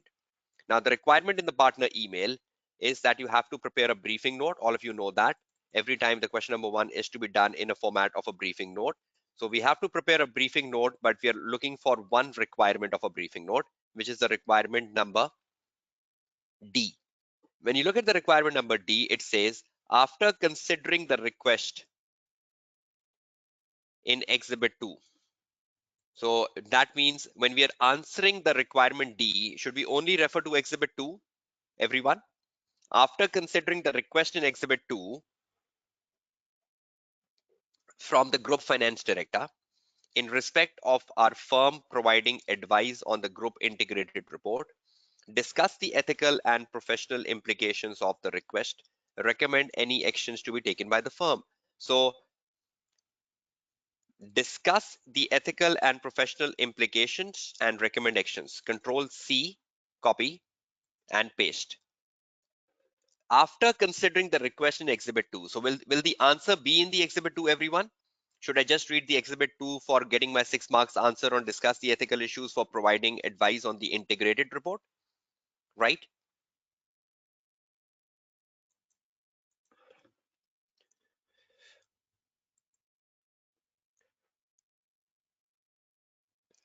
Okay, so you go to your briefing note and you open up your briefing note.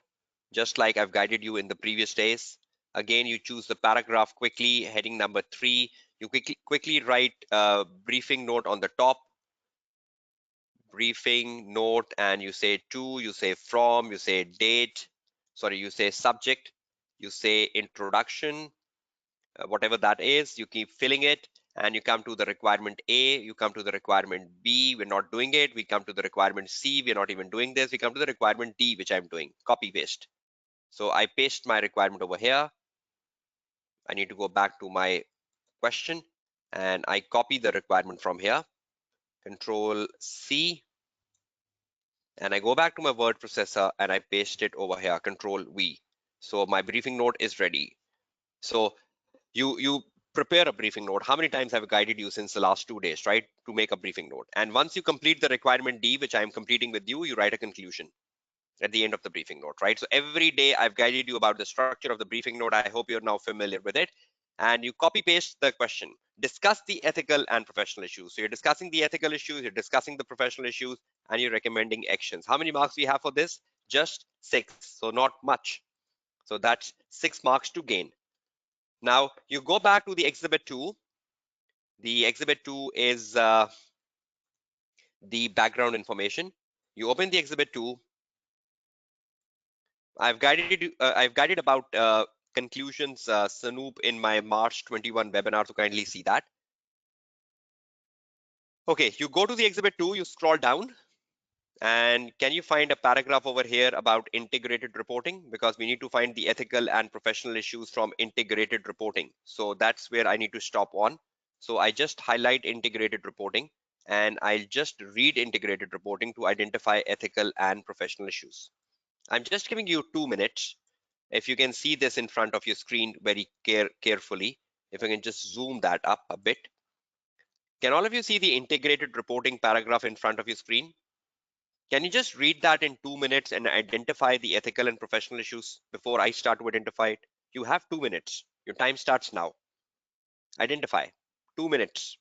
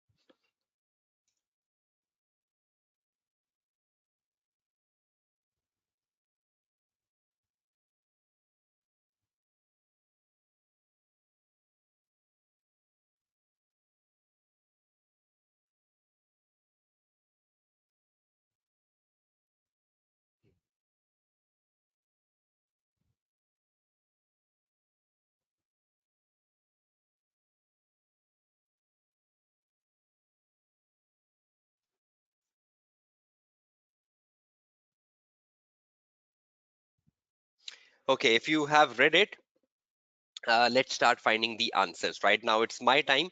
Listen to me. If you have any questions, ask your questions after 5 minutes, right? Now we need to work on the ethical and professional issues. We have 6 marks to attain. Let's see how we go down with it. The group is proud. Just let me reduce the size of the window I have over here.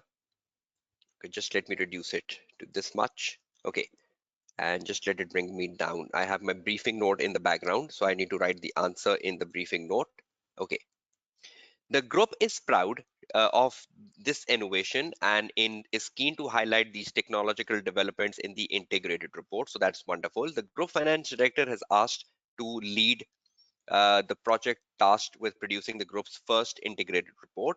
The finance director has sent the following request to the audit engagement partner. So the group finance director has requested the partner about something. Let's see what is the ethical and professional issues in this request to the partner. We would like your firm to assist. So that's one, us in developing our integrated report. So they want us to assist them in developing the integrated report, number one.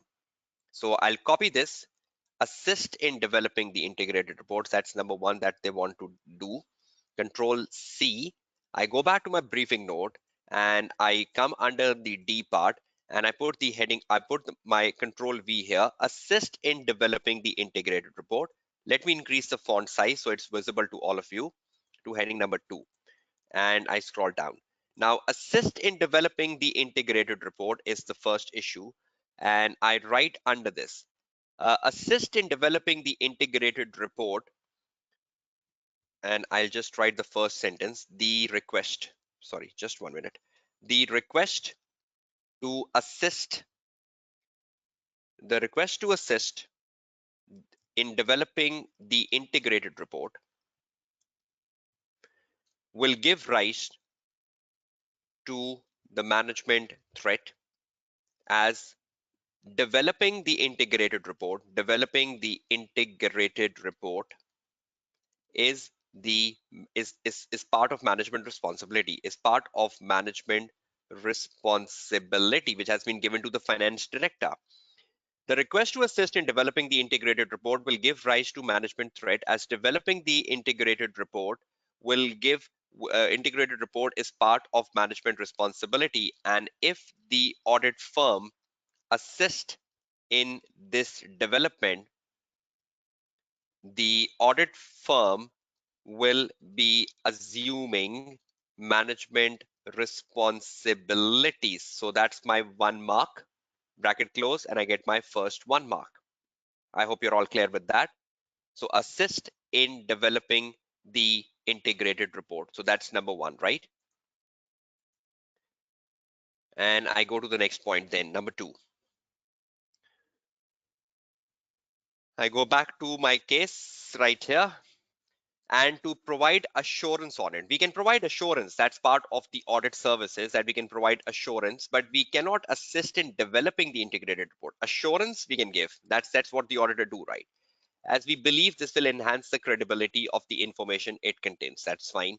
Specifically, like we would like your input into the choice of the key performing indicator. Look at this. We would like your input on the choice of the key performing indicator. Do you believe this is another management threat? We would like your input in the choice of the key performance indicator. So if the audit firm is involved in the choice of key performing indicator, that's quite dangerous, because that's the management decision. So you highlight this to the examiner again, and you say further,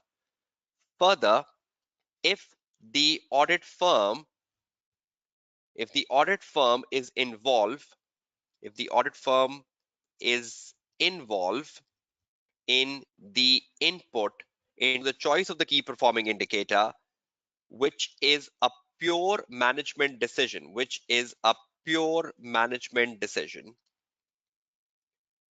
the audit firm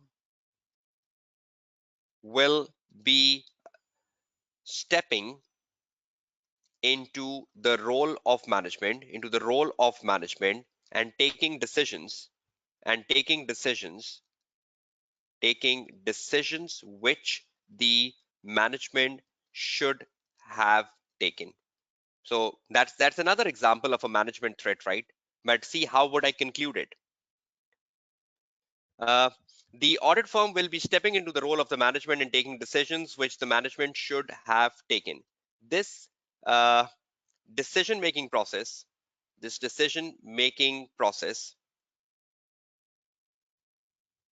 will make audit firm familiar with management and their working, will make audit firm familiar with the management and give rise to familiarity threat. You will become sympathetic because you are working like a management. I hope you all agree with me. When you're working like a management, you are involved in the decision making process, you will automatically become familiar with the management because you're working with them. And this will give rise to a familiarity threat, as the audit firm will become as the audit firm will become too sympathetic, too sympathetic, too sympathetic towards management by taking decisions on their behalf, decisions on their behalf,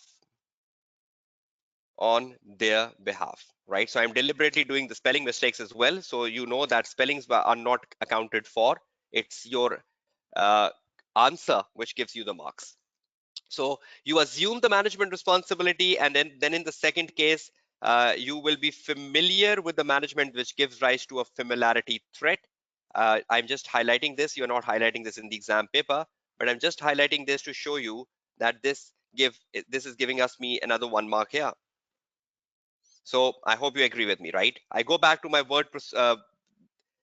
we would like your input into the choice of the key performing indicators which would be presented and how to present them and how they should be reconciled where relevant to the financial information from the audited financial statement. So will this performance indicator be extracted from the financial information in the audited financial statement? Will that give rise to a self-review threat? Because the auditor must have already audited the financial statement, and the auditor will be reluctant to review the performance indicator in the integrated report. So are they extracting the performance indicators from the financial information from the audited report, right? So financial information from the audited financial statement. So the key performance indicators will be extracted from the financial information from the audited financial statements. Next point, Control V. Let me enlarge the size. No, because you're giving the advice, it's giving rise to a management threat because you're involved in the decision-making process, right? I'm just taking your questions in 1 minute, right? Let me complete the question first. Financial information from the audited financial statements. The key performance indicators, the key performance indicators for integrated report will be extracted, will be extracted from the financial information in the audited financial statements. This will give rise to self-review threat. This will give rise to a self-review threat as the auditor will be reluctant to review, the auditor will be reluctant to review the KPIs in the integrated report when giving assurance, when giving assurance, knowing that they have been extracted, they have been extracted from the financial statements audited by them, from the financial statements audited by them. So will that make auditor reluctant? Because the auditor knows that the KPIs have been taken from the audited financial statement. So when the auditor is giving an assurance on the integrated report, will the auditor be critically evaluating the KPIs? Will the auditor deeply analyzing the KPIs? No, because he knows these KPIs have been taken from the financial statements audited by them. So will that make auditor reluctant? So will that give rise to a self-review threat? 1 mark.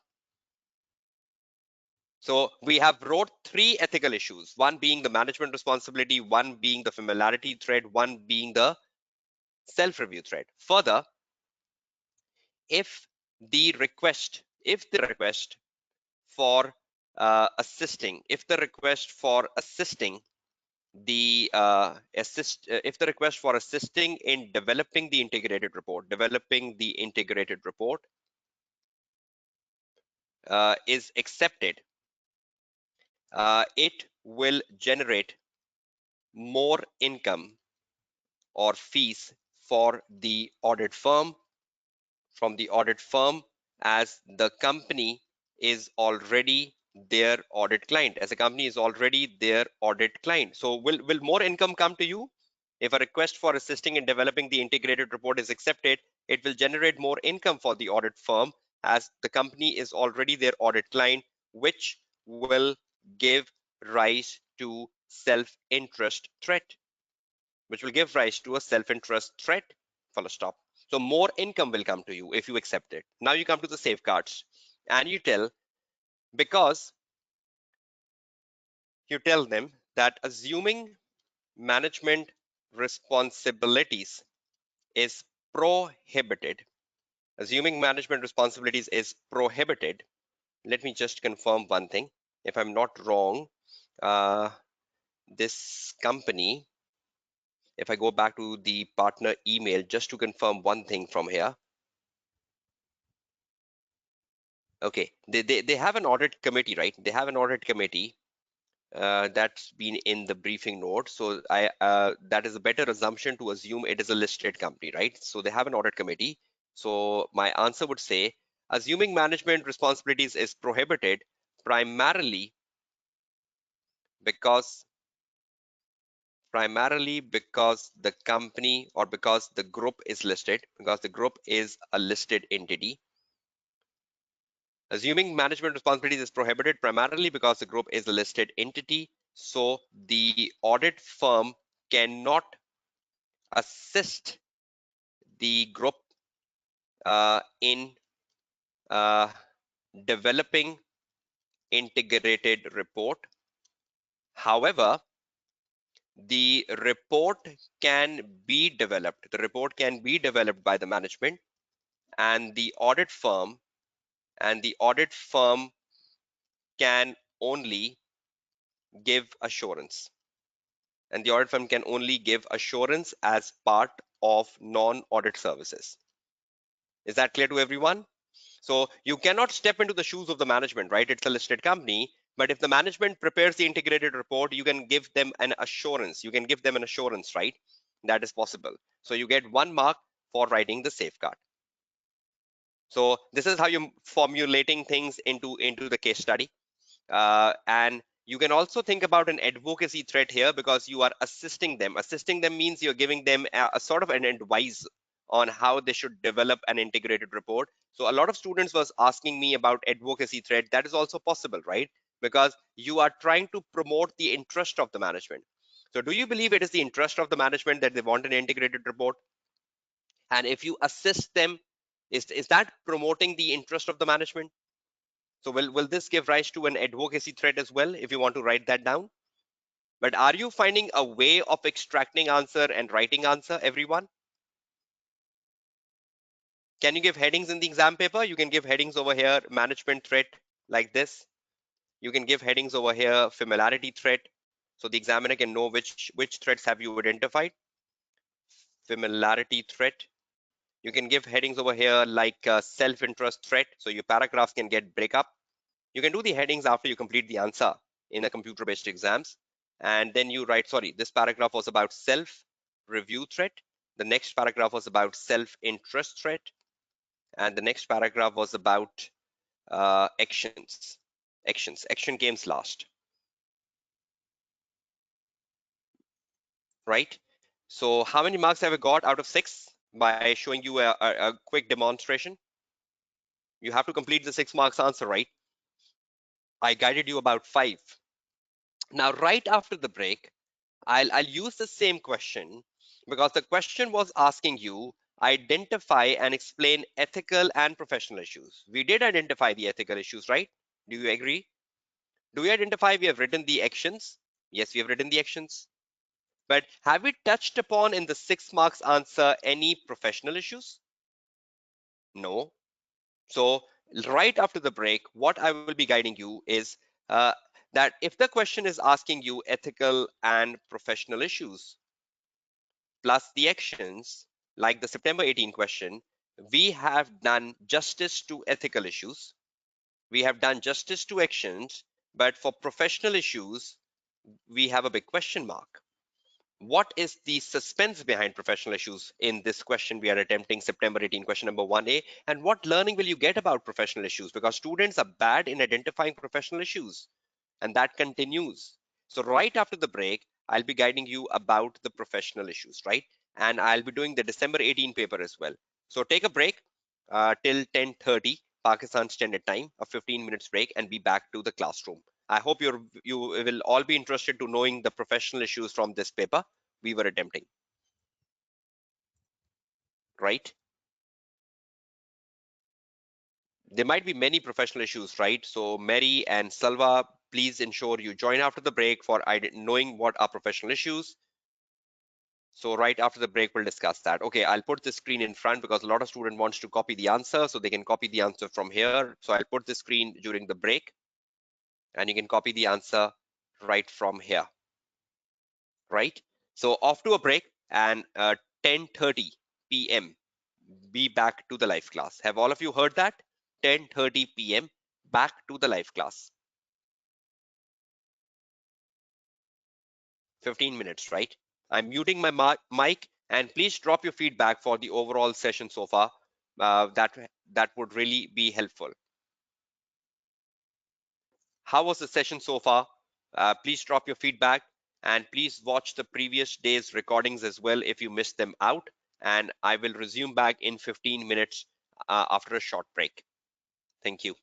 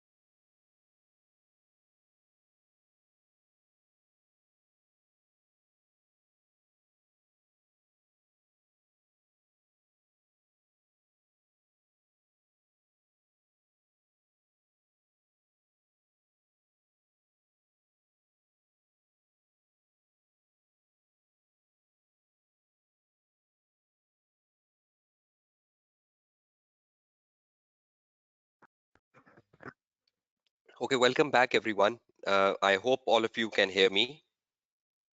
Can you just confirm that? Okay, thank you. So we are back from the break and we are resuming the last part of the day three today. Now, just before the break, we were looking at the September 18, question number 1D, which was about the integrated reporting and the management asking the audit firm that can they assist them in developing the integrated report. And the question was asking you to identify the ethical and professional issues and recommend any action. We almost develop a 5 marks answer focusing on the management thread, the familiarity thread, the self-review thread. But I think the message you got right before the break, every threat I developed, was it just the identification of the threat, or does it have the explanation of why it is a threat?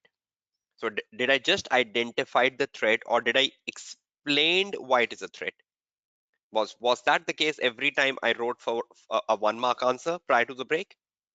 So every time you're picking up an ethical issue, you need to ensure that you explain it to get the full 1 mark. Now let's come back and see what basically are professional issues. Now you need to understand professional issues broadly. In whichever question the examiner asks you professional issues. I'm just taking an example from September 18, currently the one we are doing. Question number one, and you can watch my previous webinars as well. I think I did explain about professional issues a lot more in my March 21 webinar even, but let me explain that in a different context this time. Professional issues, September 18, question number 1D. Do you all agree with me that in the September 18, question number 1D, the group has requested the audit firm to provide provide a non-audit service? Is that the case? Is that the summary of the case? The group has requested the audit firm to provide a non-audit service, which is to assist them in developing the integrated reporting. Is that a non-audit service? And are we already the auditor of the group? Do you all agree? Are we already performing the audit of the group? Right? So the group has requested the audit firm to provide a non-audit service, right? Now, in that request to provide the non-audit service, we have already identified the ethical issues in that request, right? We have identified that if we accept the request, it will give rise to self-review, self-interest, familiarity, management threat, etc. So the request to provide the non-audit service have already resulted in some of the ethical issues. But because the group has requested you to perform a non-audit service, you need to identify this request in the context of professional issues as well. Now, what basically are professional issues? Now, one of the most important professional issues is that because they are asking you to provide a non-audit service, and this is a fundamental part of your syllabus, which is known as practice management. Do you know the practice management syllabus area, right? Accepting a new audit client or accepting a service from an existing client. So the group has asked you to provide a non-audit service. What are professional issues? Because they've offered you to provide a non-audit service, some questions will come in the mindset of the partner. The very first question which will come in the mindset of the partner is, do we have competence over integrated reporting? Have we ever offered integrated reporting to any other client? Do we have competence on integrated reporting? If we have, then only we can accept the service, otherwise not. So do we have competence over integrated reporting? Have the audit firm ever offered integrated reporting services to other clients? They might have, they might not have, right? So do you understand? They were offering you a non-audit service, right? And as an audit firm, you will think, do we have competence over integrated reporting? Can we offer this service? Can we offer this non-audit service? Can we not offer this non-audit service? So can we offer, can we not? Is that a valid question which will come in the mindset of the partner? Can we offer or can we not? Is that right? Next, deadlines. What deadlines to complete work? What deadlines to complete work on the integrated service or on the non-audit service. What deadlines to complete work? Is it realistic deadline? Is it realistic deadline so we can perform work with quality? Is it realistic or not? So we can complete work. So whenever you get a request from the client, the request carry ethical problems which you need to identify from the case study, right? So the request carries ethical issues which you need to identify from the case. But most of the time, the professional issues are more of the book knowledge which you need to connect to the case, right? So you will think about your competence. No, you will write the action in the last, Rabia. That management responsibility is not allowed. That is an action. You first identify all the issues and then you write the action, right? So management responsibility is not allowed is the action you write in the last after you write all the ethical and professional issues. But first in the exam paper, you need to identify the issues. Suppose you start a 6 marks question, and in the first line of the 6 marks question, you write the management, you cannot assume the management responsibility full stop. How will you gain your 6 marks? So the action has to come in the end of your answer. So you gain your 6 marks first by writing issues and then by writing actions. So is everyone clear what I was telling you in between the question I attended from Rabia Zen? That the ethical issues are given in the case paper and we identified them from the case, right? But most of the time, the professional issues is a book knowledge which you need to connect to the case. Read this line again. So do we have competence over integrated reporting? We need to connect that to the case study. What about the deadlines? Is the management telling us about the deadlines? Are the deadlines realistic or unrealistic? If they are realistic, we can accept it, otherwise we not. So these are basically the professional issues. More reliance on integrated reporting, by third parties, and the auditor liability. If the auditor gives a wrong assurance on the integrated report and the integrated report is relied by the third parties, can they file a case against the auditor? Can they make auditor liable? So is the auditor giving assurance on the integrated report? Yes. And do you believe integrated report is relied by numerous third parties? So will that increase the exposure of the auditor? Right? So auditor liability can also increase. That is another professional issue which you can highlight in the case study. Now, if I look at the 6 marks question, here, before I give you other examples of professional issues, if I look at the 6 marks question here, I had 6 marks, right? Now, in the 6 marks, you need to write ethical issues. In the 6 marks, you need to write the professional issues. In the 6 marks, you need to write the actions. Now it's totally up to you. How would you go about writing the answer? There can be multiple equations.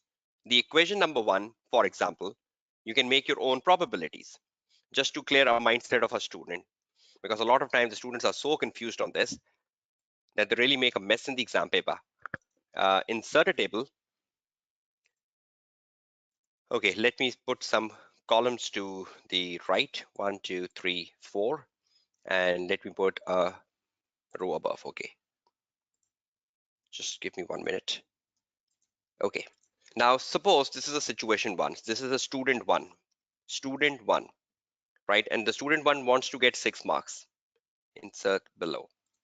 Okay, the student one wants to get 6 marks. How would a student one get a 6 marks? He write 5 ethical issues, no professional issue, and 1 action. That's one way of writing the answer. There is a second student in the exam hall who has well prepared himself or herself. He writes 4 ethical issues, 1 professional issue, and 2 actions, 6 marks. There is another student in the exam hall, student three. The student three writes 3 ethical issues and he writes 2 professional issues and write 1 action, 6 marks. There is another student sitting in the exam hall, student four. He writes just two ethical issues, he writes three professional issues, and he writes one ethical issues and scores 6 marks. So are you finding all of these students getting to the desired objective 6 marks? And all of them are correct. Because if in the exam paper there are many ethical issues and you just write ethical issues and you don't write any professional issues, that's perfectly fine. But examiner will not give you any negative marks because you have achieved the target of 6 marks from the case study. So can there be different ways of achieving the target? Student 1 achieved the target, student 2 achieved the target, student 3 achieved the target, student 4 achieved the target. So some students can write more professional issues and less ethical issues. Some write more ethical issues, less professional issues. But that is how you can bifurcate your answer.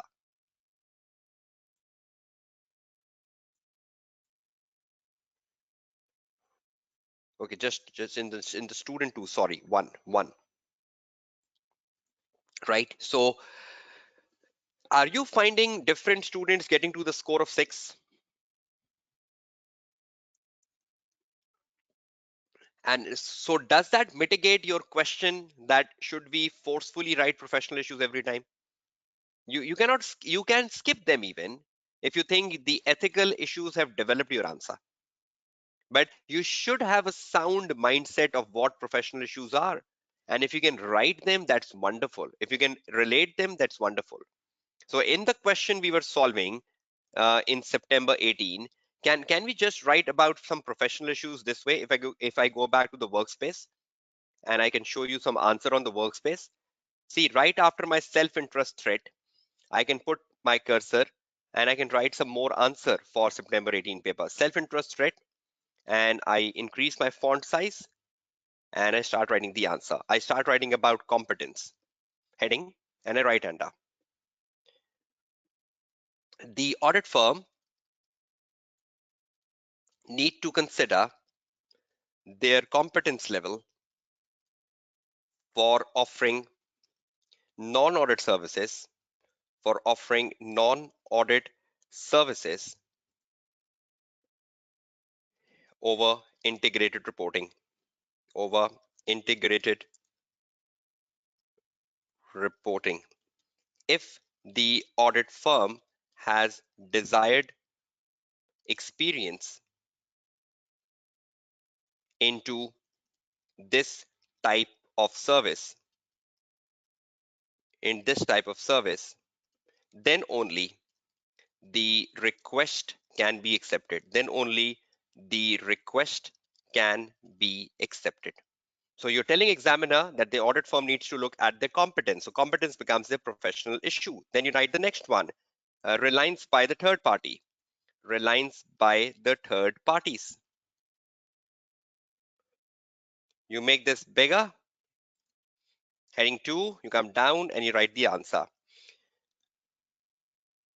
The audit firm need to be careful when providing assurance, when providing assurance on integrated reporting, as the integrated report will be relied upon.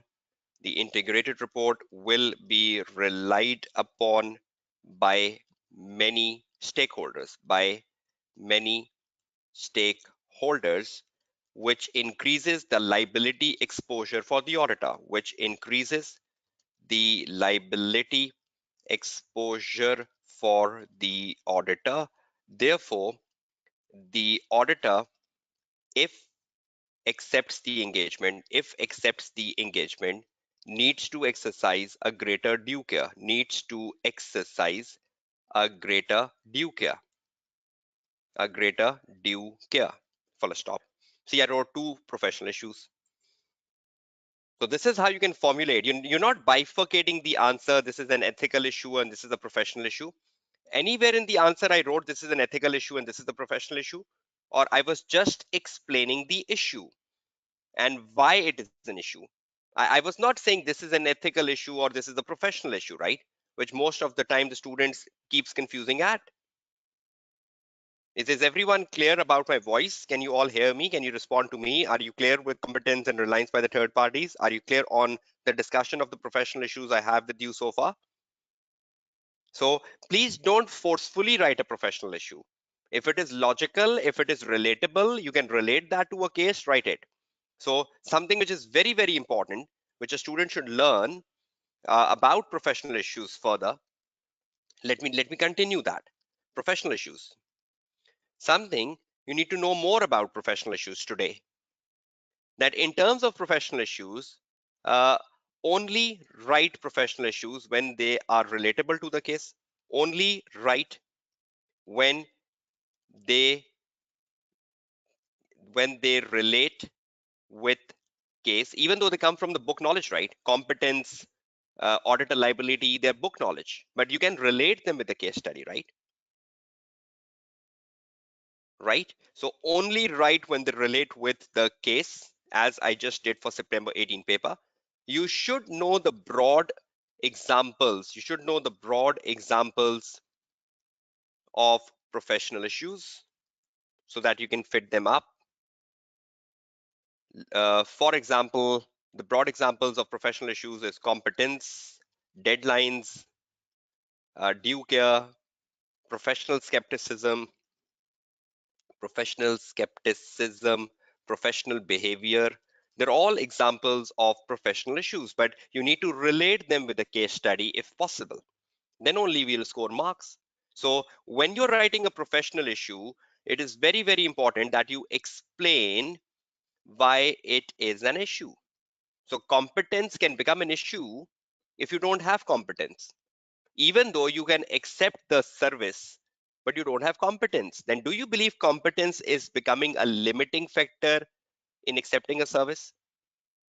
You have competence, but the deadlines are unrealistic. So do you believe the unrealistic deadlines is becoming an issue in acceptance of a service? Right? And please remember one thing. Look at this. Look at this. This is the student's confusion. This is the student confusion. Still, I'm getting these questions in my panel, and I need to address them because again, the problem remains the same. See, in a AAA paper, am I writing the answer this way? I'm making two columns. In one column, I write ethical issues, and in the other column, I write the professional issues. Is that the way I'm writing the answer? Am I doing the bifurcation of the issues, or am I telling examiner this is an issue and why it is an issue? Will the examiner reward me marks for the classification of the issue, or will the examiner reward me marks for explaining why it is an issue? Am I a manager in the AAA paper, or am I a junior in the AAA paper? So is that the right way to present an answer? Ethical issues and professional issues, is that the right way to bifurcate the answer? No, that's a total wrong way to write an answer. So let's put a big cross over here. A big cross. This is not the right way. Now, what's the right way? The right way is that you identify the issue, whatever the issue is, whether it is an ethical issue or a professional issue, whatever. You identify the issue and then you explain why it is an issue. There are no marks for classification of issue. Umar, can you just hold for 1 minute? Let me complete my sentence before I can respond to your question, right? Because if I respond to your question, I will get distracted from my writing I'm doing on the screen. So you identify the issue, whatever that is, ethical or professional, and you explain why it is an issue. There are no marks for the classification of the issue. So when I wrote my answer on the practice platform, did I bifurcate it? This is an ethical issue, this is a professional issue? No. Did I made the headings? Answer like this. Answer September 18. Question number 1D. Did I made headings like this? Ethical issues, professional issues. Did I made headings like this?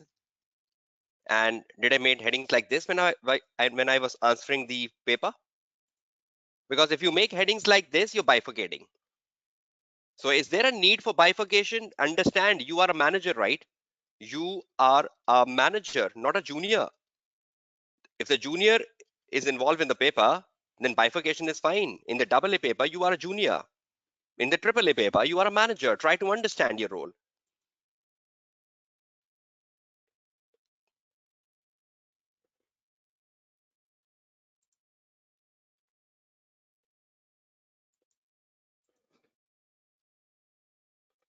Right? So, Omar, I've responded to your question, right, in the chat box.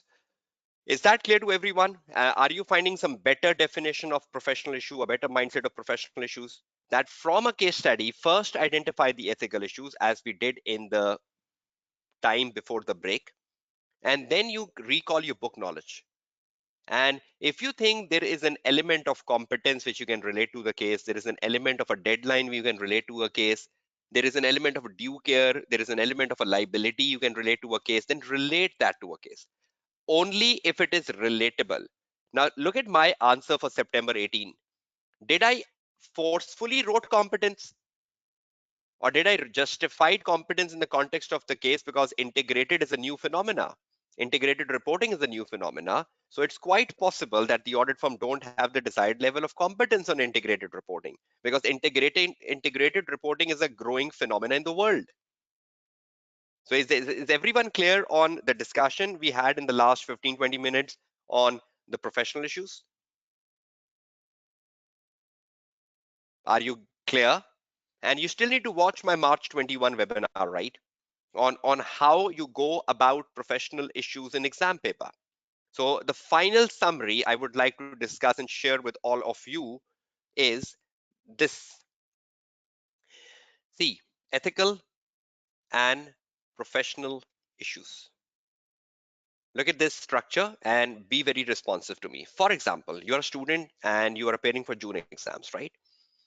You read a case and you identify issues while you were reading case. Now, some of those issues were ethical. Some of those issues were ethical because a student can easily identify the ethical issue because the student knows the self-review, self-interest, familiarity, advocacy, intimidation. So some of these issues were ethical because student can pick them well wherever there is an ethical threat. So when you're reading the case, you can pick up the ethical issues very well because you are good on that. So the moment you find there is a self-review threat or the moment you find there is an advocacy threat, you immediately pick that issue because student can pick them well wherever there is an ethical threat and they go onto it. But when you are reading a case, there might be an issue which you have identified, which is not a self-review threat, which is not a self-interest threat, which is not an advocacy threat, which is not an intimidation threat, which is not a familiarity threat, but that is an issue in the context of the case. So there might be an issue in the case which is not an ethical issue, but you are sure this is an issue, but you are sure it is an issue. So will you be concerned about classifying the issue or will you just be concerned about explaining it to the examiner why it's an issue? So in a case paper, there might be 5 issues, and on the 4 issues you are very sound because you know this is a threat. But on the 5th issue, you know this is an issue, but you are confused. Is it an ethical issue? No. Is it a professional issue? Rather than being confused on the classification of the issue, is it better that you explain examiner why it is an issue to score you marks? Is that clear to all of you? Right?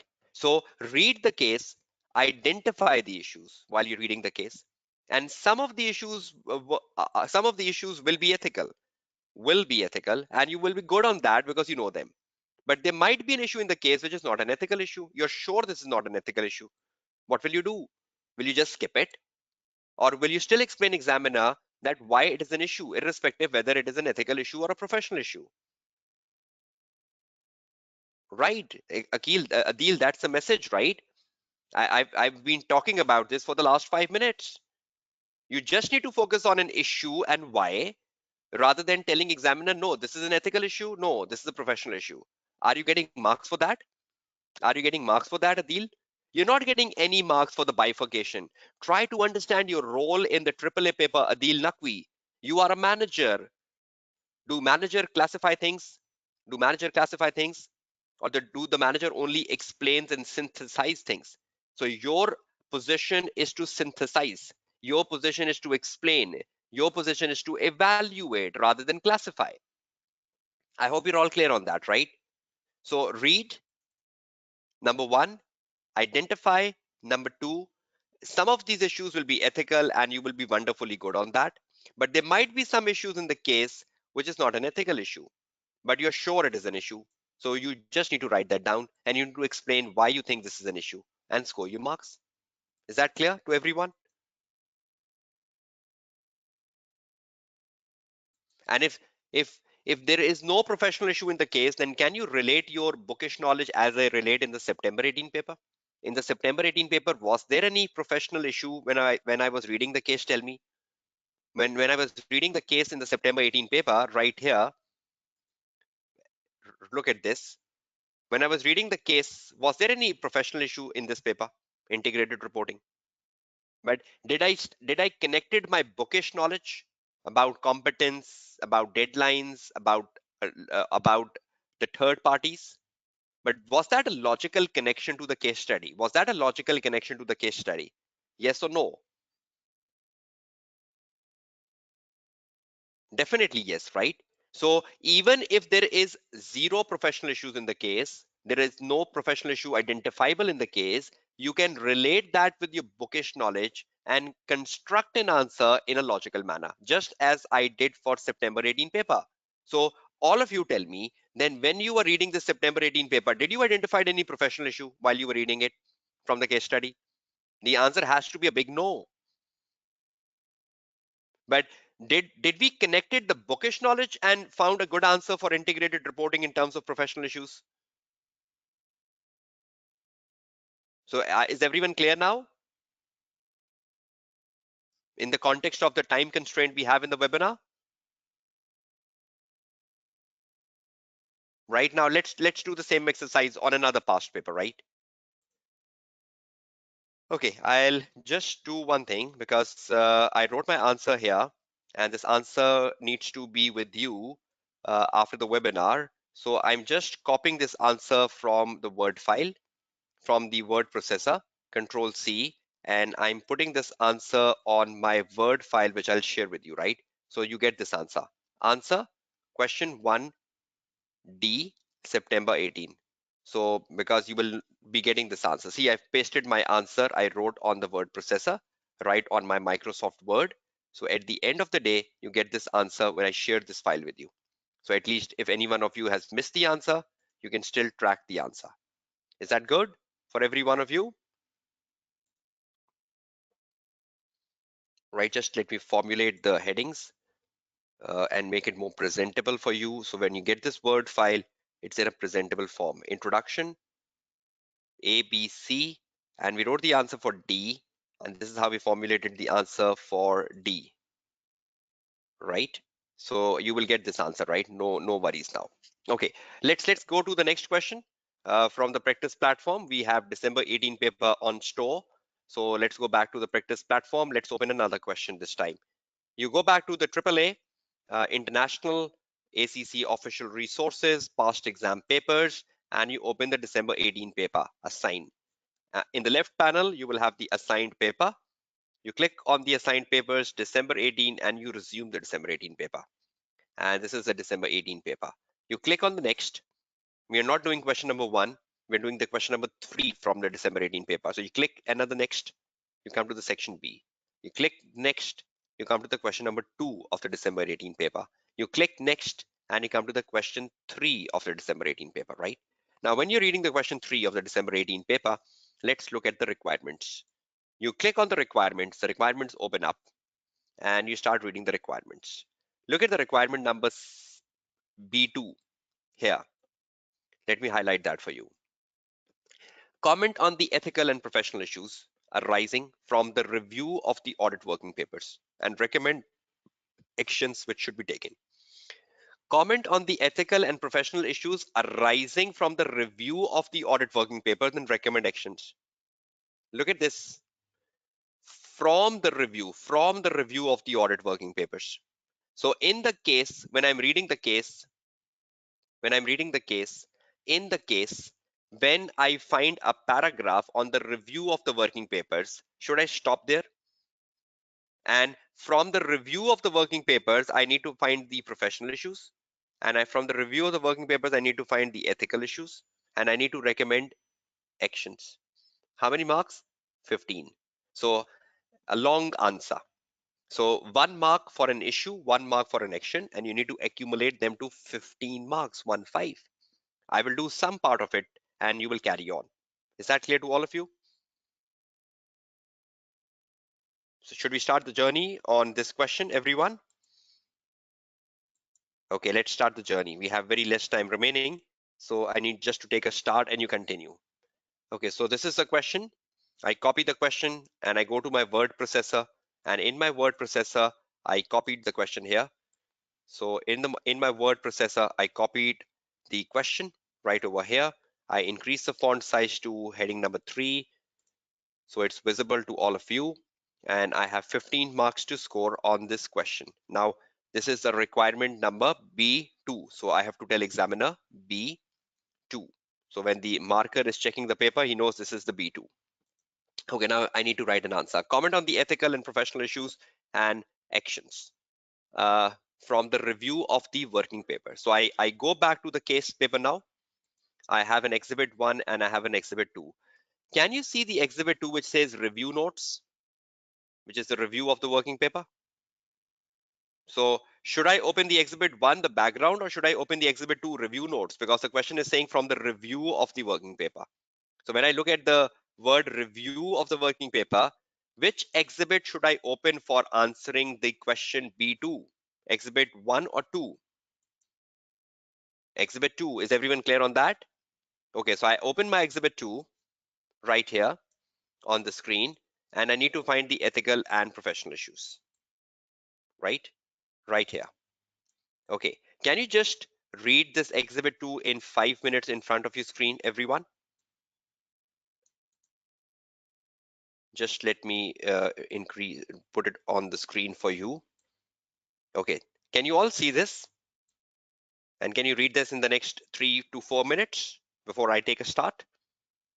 Just read this situation and see how many issues can you identify, irrespective whether that is an ethical issue or that is a professional issue. Try to identify as many issues as possible. You have 3 minutes to read it. Start, everyone.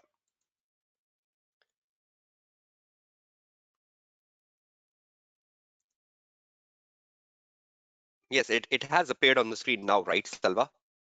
I hope all of you can see this question on the screen. Okay, start reading. You have 3 minutes from now, everyone.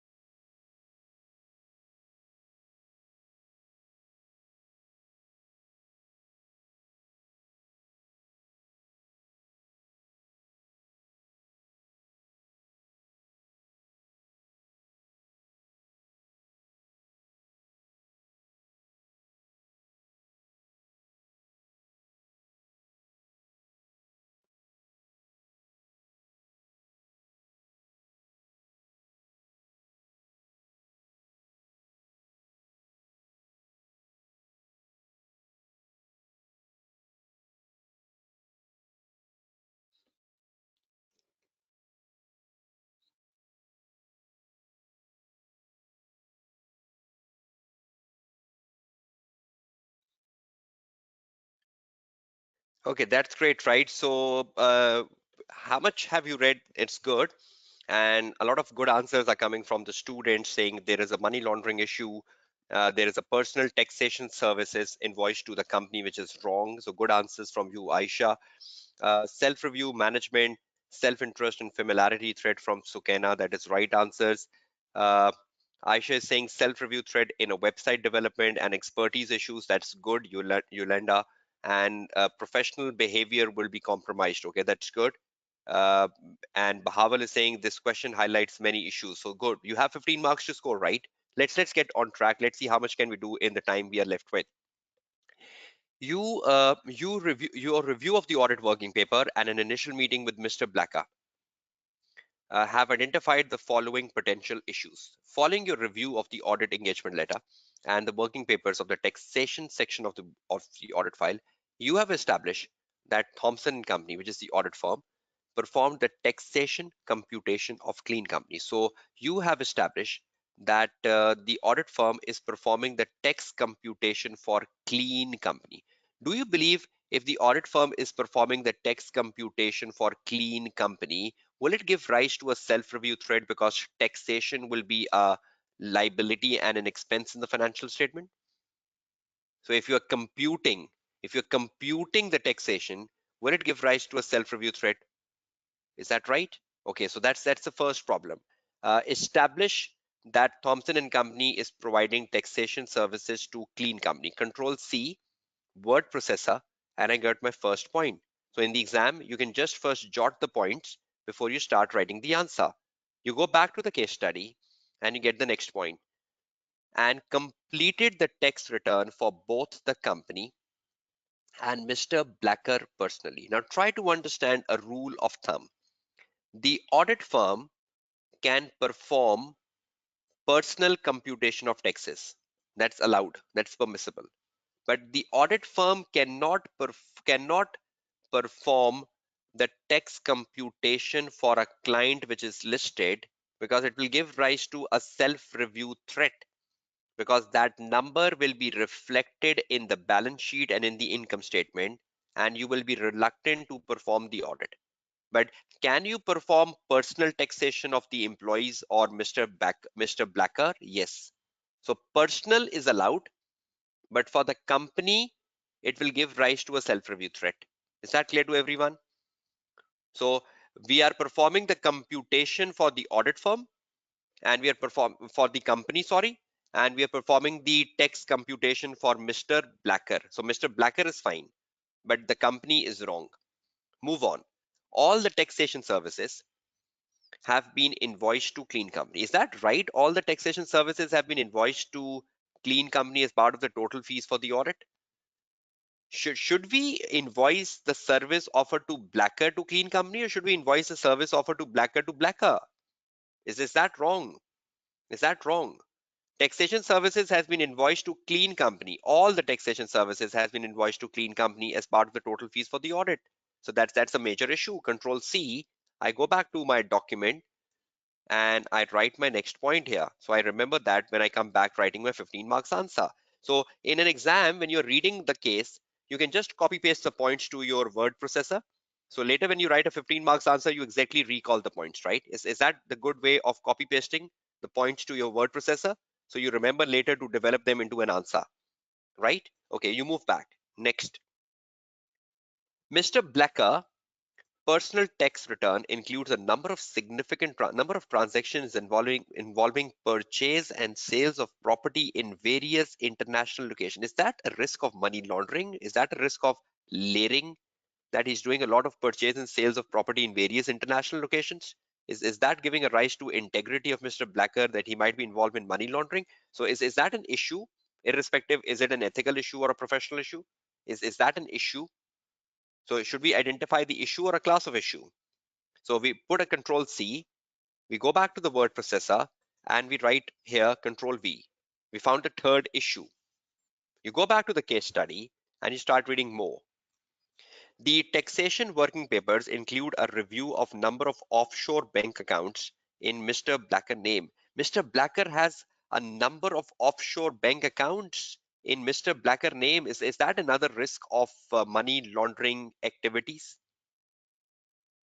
right? So is that another point? Control C, and I go back to my word processor and I paste it over here.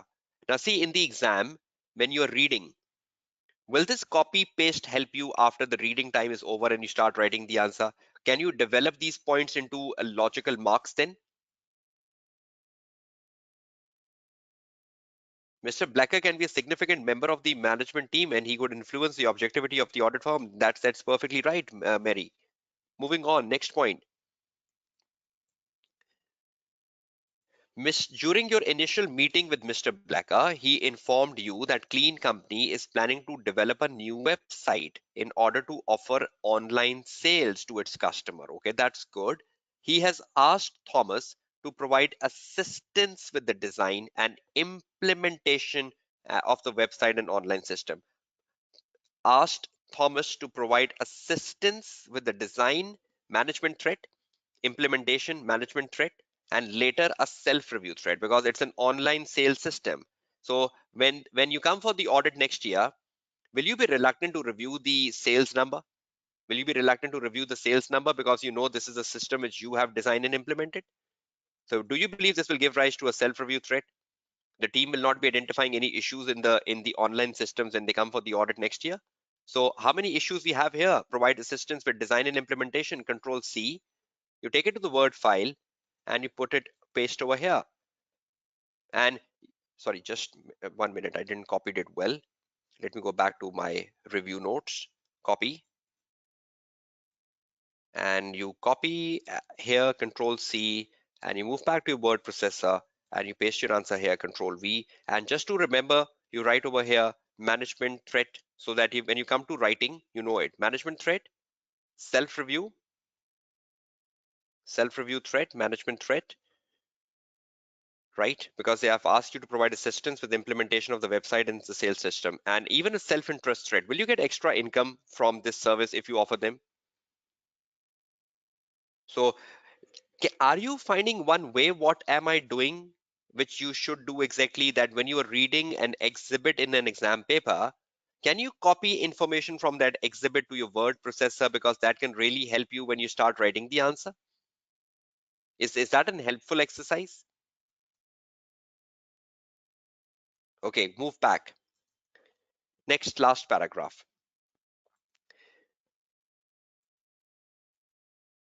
As a result of your year-end review visit at the client premises, you have learned that the audit team was invited to and subsequently attended Clean Company's annual office party.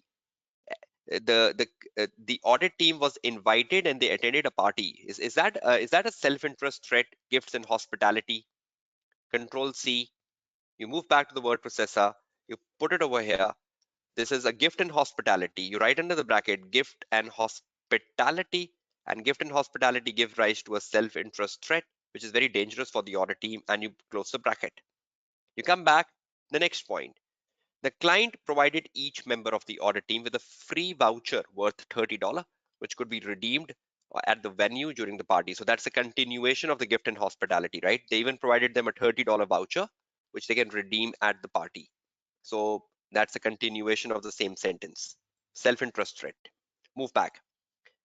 The audit senior, Paula, who has worked on the audit for the last 3 years, and has informed you that the audit team has always been encouraged to attend the parties in order to develop good client relationships. So is that a familiarity threat?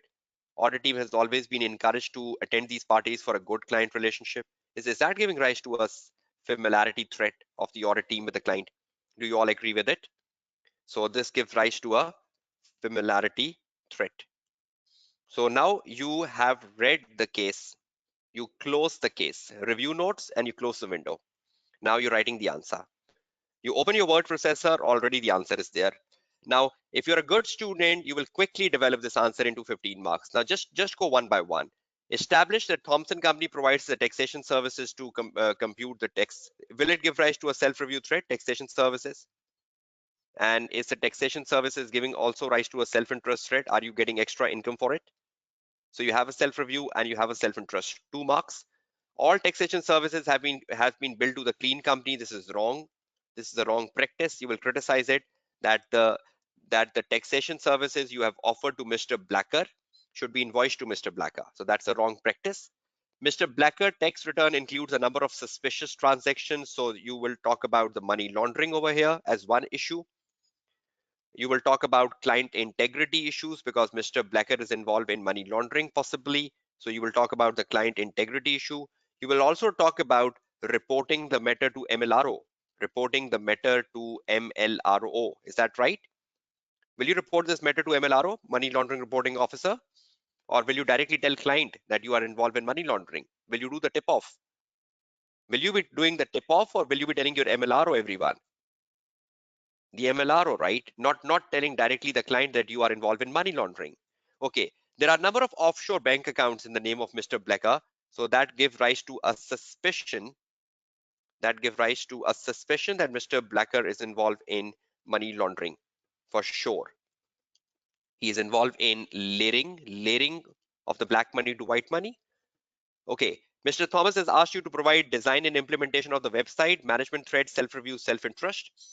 The audit team has been invited to the party, self-interest, and the team has been encouraged to attend the parties for good relationship, familiarity thread. See, I've just given you a rough sketch of the answer. If you can convert this, you can almost reach 15 marks if you keep writing actions. Heading number 2. Can I just copy this answer to my Word file so you get this answer and you can formulate this into a full answer later, everyone? This is just a sketch of question 3B from December 18 paper. Will you complete it as your assignment back at home, everyone? Will you be encouraged to draft an answer, all of you?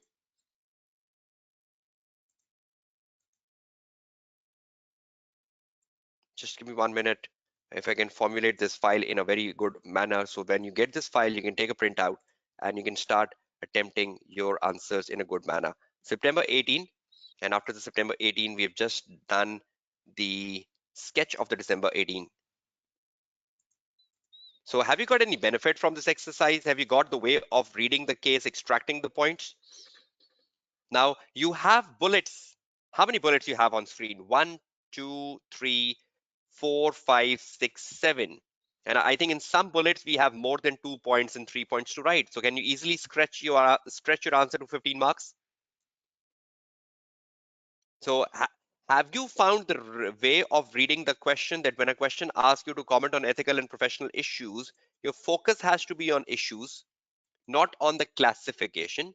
You just read the case, whatever you find from the case, identify it, and then start explaining it to the examiner along with actions to score your full 15 marks. Is that not an easy approach here? Are you all comfortable with what you learned from the day 3 today?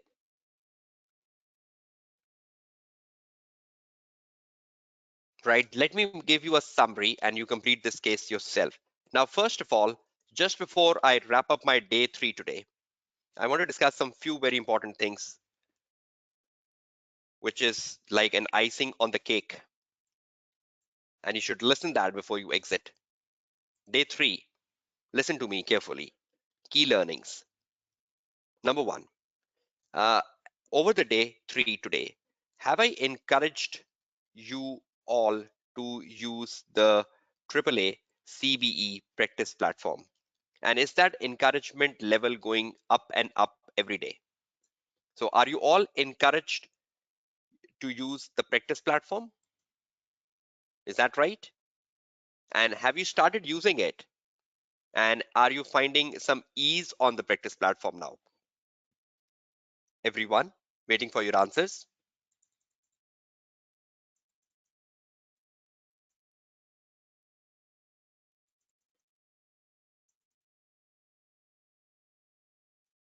Okay, that's good.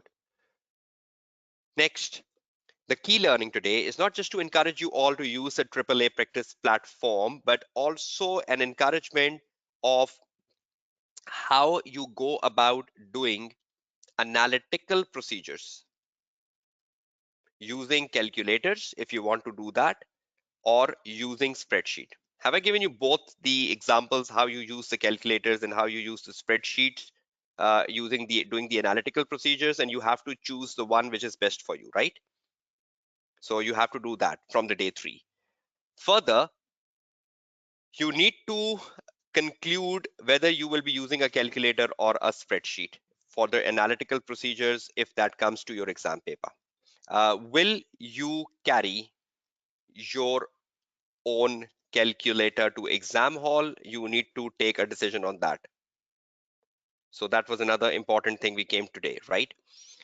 In terms of the rough papers, I was very clear that the rough papers will be available if you are going for computer-based exams at centers. The rough papers will be available to you and they will be taken away from you at the end of the exam. But if you are giving a computer-based exams which is remotely invigilated because of the COVID situations, then the rough papers will not be available. So you will not use the rough papers. Rather, you just directly copy paste things from your exhibits to the word processor. Do you believe the copy paste of information from exhibit to word processor saves your time when you later come writing the answer? Copy paste of information from exhibits to word processor later save time when you write answer? So is CB exams beneficial? You need to find the pros and cons of paper-based exams and computer-based exams. The copy paste is a wonderful function, right? The last thing, have you found a good definition of the marking schemes of ethical and professional issues today? Marking scheme for ethical and professional issues today. Have you found a definition of how to evaluate an ethical issue? How to evaluate an ethical issue? Have you found that? Have you found the way of identifying uh, sorry the way of I sorry have you got a good definition of what basically are professional issues today? Professional issues, have you got some examples today? Have that develop your mindset, everyone? And finally, have you got some key understandings today? No classification of issues, no classification of issues, only explain the issue and why it is an issue to score 1 mark, and there's 1 mark for writing an action. Now, one last thing before I wind up my session. Code of ethics is an area of a syllabus where every time I recommend student to read the textbook. Code of conduct is the only area of the syllabus where I recommend my students to read the chapter from the textbook, whichever textbook, BPP or Kaplan. Because there is so many rules you need to remember for a listed company and for a non-listed company. There are so much you need to remember for a safeguard. So it is very good that if you read the book chapter, you will know the safeguards for a listed company and for a non-listed company. You will know the different situations which can come to your exam paper. So as a tutor, I always recommend that code of conduct is an area where you should be good at from the book reading. And the last thing from the code of conduct is very important, which we did on the day 1 and the day 2. You know, there have been some changes in the code of conduct. There have been some changes in code of conduct, and there is an exposure draft to that, which we covered on the day 1 and day 2. I hope you all remember that. So that could be really important for your exams in June. So please ensure you know the exposure draft. Please ensure you know the changes which have come into the code of conduct. How many changes the code of conduct has introduced? Do you remember the exact number, everyone? I guided you on the day 1 and day 2. Exactly, very good. 5 changes. And have I given you a summary of that? Do you have a summary document? I hope you've taken a printout of that, right? Okay, that's great. So I hope you had a productive session today. You learned a lot from the session today. Can you give me a feedback quickly before I tell you the agenda of meeting tomorrow? Numan, you have to practice. The more you practice, your typing speed will be excellent. Your exams is on the 7th of June. You have more than a month to improve your typing speeds.